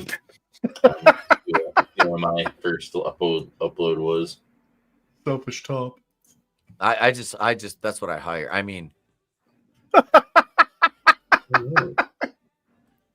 I was joking around with Jared the other day from Shogun about, I said, hey, I'm like, I've been really harsh in this intergender wrestling thing. I'm like, I will look at the lights for one woman if you bring her. And he's like, who? I'm like, let me hit up Jennifer Thomas and see if she'll come in. He laughed. I'm like, I don't know if we'll be able to air that match though. I don't know if that's appropriate for a crowd. No. But no, I was like, she works a pro, like she just worked her actually like last pro match earlier this year. But I could coax her out of retirement for one. It'd be funny as hell because she's so small. I mean, she's like muscular, but she's like 5'2". It'd be that'd go against everything I stand for. I couldn't do it. I couldn't do it. I couldn't do it. All the matches are the same dude. What the hell? It's just, This is you tough. do This the is tough. female dom wrestling, and it's literally just Etep, like each week with a new woman, like choking him. Oh, jeez. It's going to be on my clips for sale store. Yeah. I do my market research, my friend. Yeah. I know what sells. You're like, So, well, we're not seeing the numbers on this. He just keeps investing more and more money into this, and it's getting more and more marketing. But like, it's just him fighting muscular women that just strangle him. That is the Yeah. point. yeah, my first upload was May 5th of 06. Oh shit! Oh, okay. So you guys were both there at the beginning. And then Yep. I did one after that on September 12th of 06, and then April 2nd of 2020 Let me see what my first was my first time when I started doing it legitimately. My first YouTube upload was. Will you just go into your videos and then scroll down? Yeah, Yep. you can go to the last page. August 4th, 2010, and it was a custom Half-Life 2 map for a demo when I was doing my design test for Valve back in 2010. Holy crap. I'll show Man. you my first video too. This is when I was going. Oh, really? Oh, dude, cut it. Oh my! What? It's, Goodbye Horses is copyrighted, so. Yeah. I actually watched that the other day. Silence of the Lambs. Would you do me? I'd do me so hard. This is my. I was just kidding. Holy crap. I was going to school for digital arts, and this was for my animation. We did a lip sync. This isn't my actual model, but it was just to do the lip sync. I expected actual little Draven on here. No, if you try to stop us or vamp out in any way, then I'll stick you without even thinking twice about it.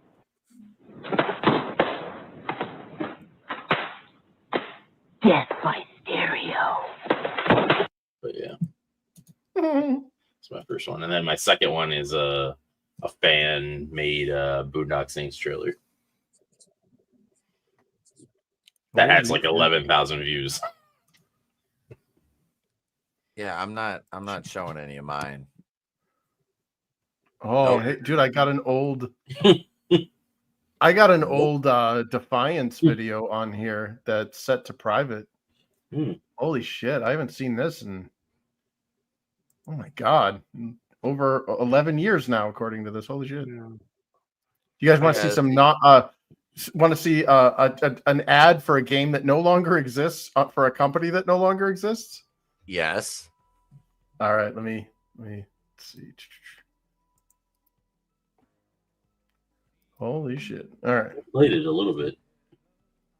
I could do that, Godzillionaire. I think I still have. I don't know if I still have the original file, but I can remake that video. Yeah, I isn't could that do one that. of your earlier videos? Oh, on this channel, I was talking about my old channel. This channel, I uploaded on the last one. My oldest upload was 17 years ago. My most recent was 11 years ago on that one. This one, my first upload was. Wait, did you share that, Chris? Okay. Yeah, it's in the private. All right. Let me pull this up.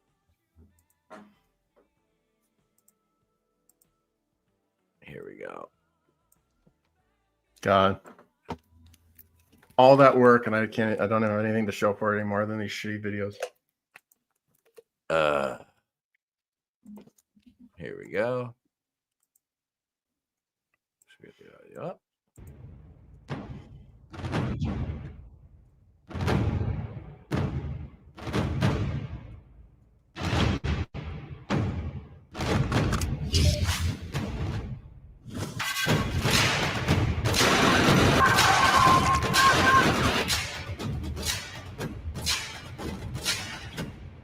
Is it Defiance?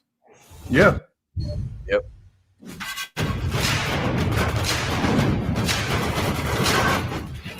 I made the shitty reticle for it too.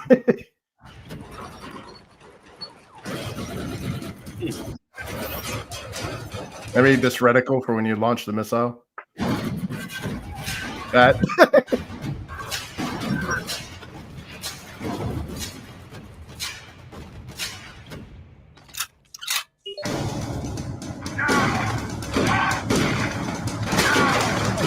We had like 2 enemies at the time. Oh shit! It's like the same 2 enemy models. I think we have the Hellbugs by now too.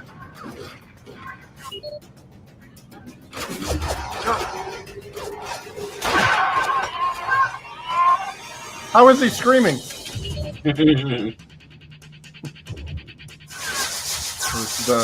This is the thing that grows zits on you. Little bugs grow off you.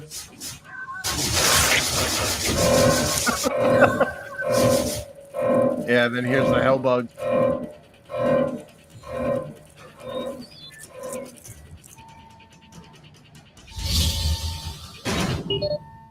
This is the EFG.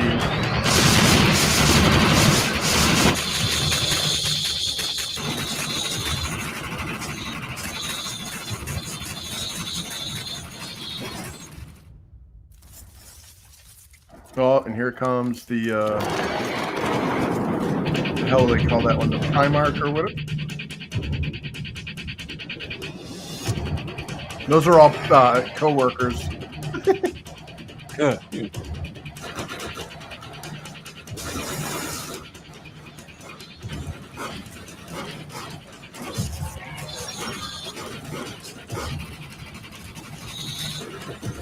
So the servers and shit for this are shut down? Everything's gone, yeah. The company doesn't even exist anymore. Oh shit. I'm surprised nobody like, you know how they did with City of Heroes that brought the server, like somebody with a private server. Yeah, if your character's in Korea, you get a bonus. Yeah,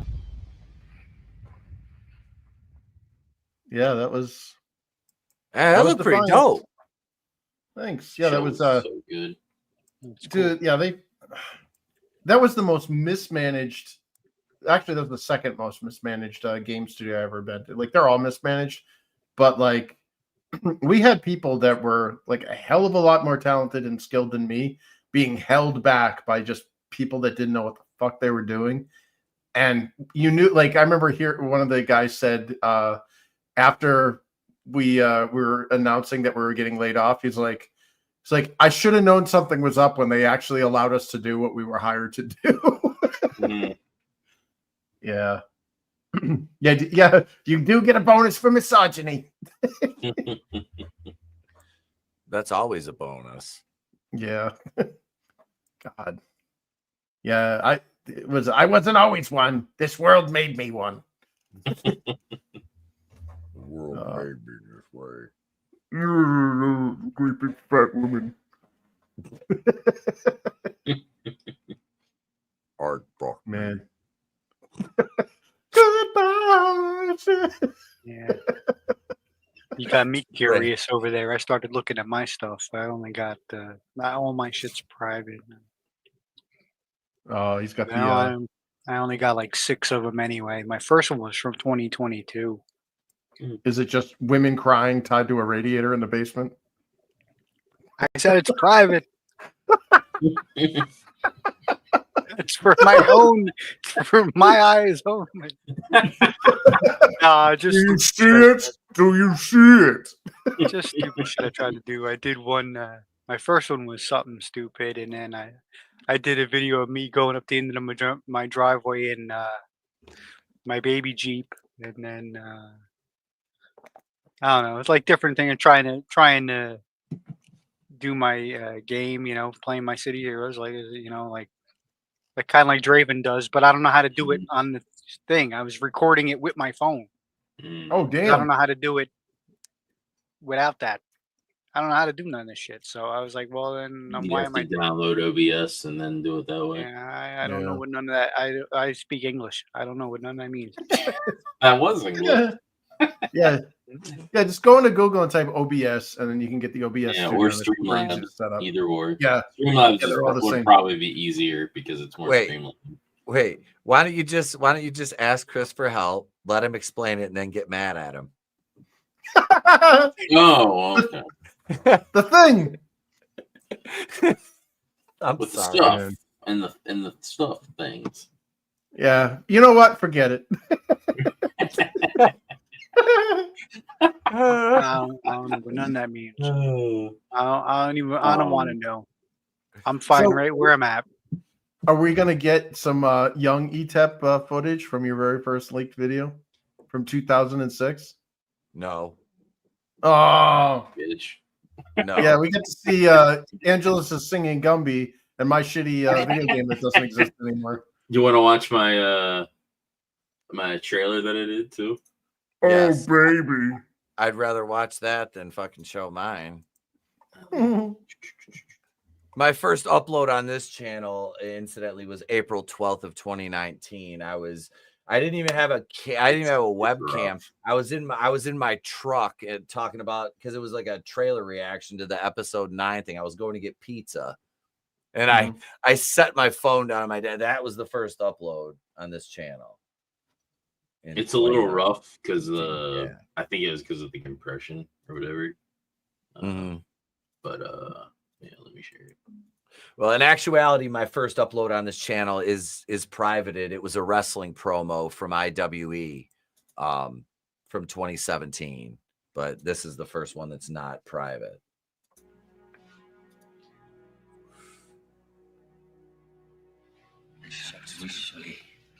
For thee, my lord, for thee. Power hath descended forth from thy hand.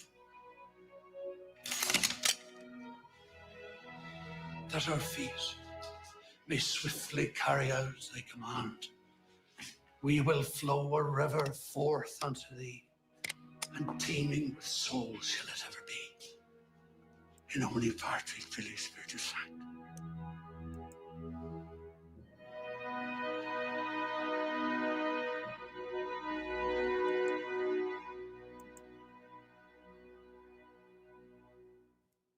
But yeah, that was my trailer. Boom.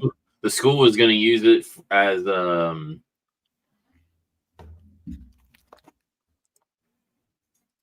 like, you know how the schools go to high schools or whatever, and they have like the promo packages or whatever. They were going to use it in that, but because it had guns and stuff in it, they ended up not using it. Was this right around the time of Columbine too? It was like after it. Like, Oh, not, that's even not better. directly after it, but like, yeah. It was around 06, 07, so around Sandy Hook. Sandy Hook, and the Virginia Tech shooting happened around Yeah. that point too. Oh yeah. Come to our school. We're a pissed off Asian kid. But yeah, I remember that. I was like, man, in Asia, really? I always did shit in my digital arts class. Like, they're like, "Oh, we'll give you a week to do this." I'm like, "Fuck that!" I'd take the whole semester and work on this shit, and then hand it in for partial credit at the end.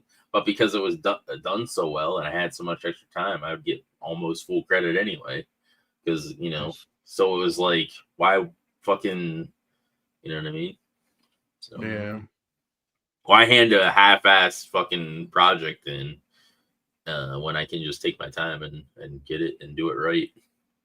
Right? Man. Yeah, there's so like I miss that stuff. I miss giving a shit about like creating like digital content, like the animations and the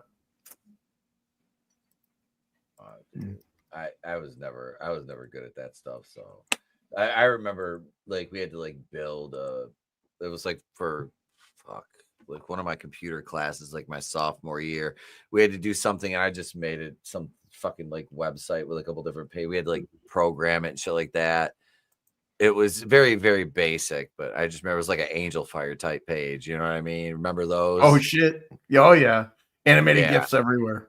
It was fucking ridiculous. It was something a sophomore in high school would have done in the 90s, mind you. Like 1995 to be exact. Yeah. Yeah, it was not good. I just fumbled through it as much as I could and found one of the smarter kids in class to help me with it because I was like, GeoCities. Oh my God, I remember that. Oh my God, dude. That's some fucking old school shit. All right. We've been going 3 hours, folks. It's almost 2 a.m. We're gonna say goodnight. Thank you everybody for watching. Thank you to the panel for hanging out this fucking long. Oh yeah. Yeah, this was fun. This was fun, boys. Yeah.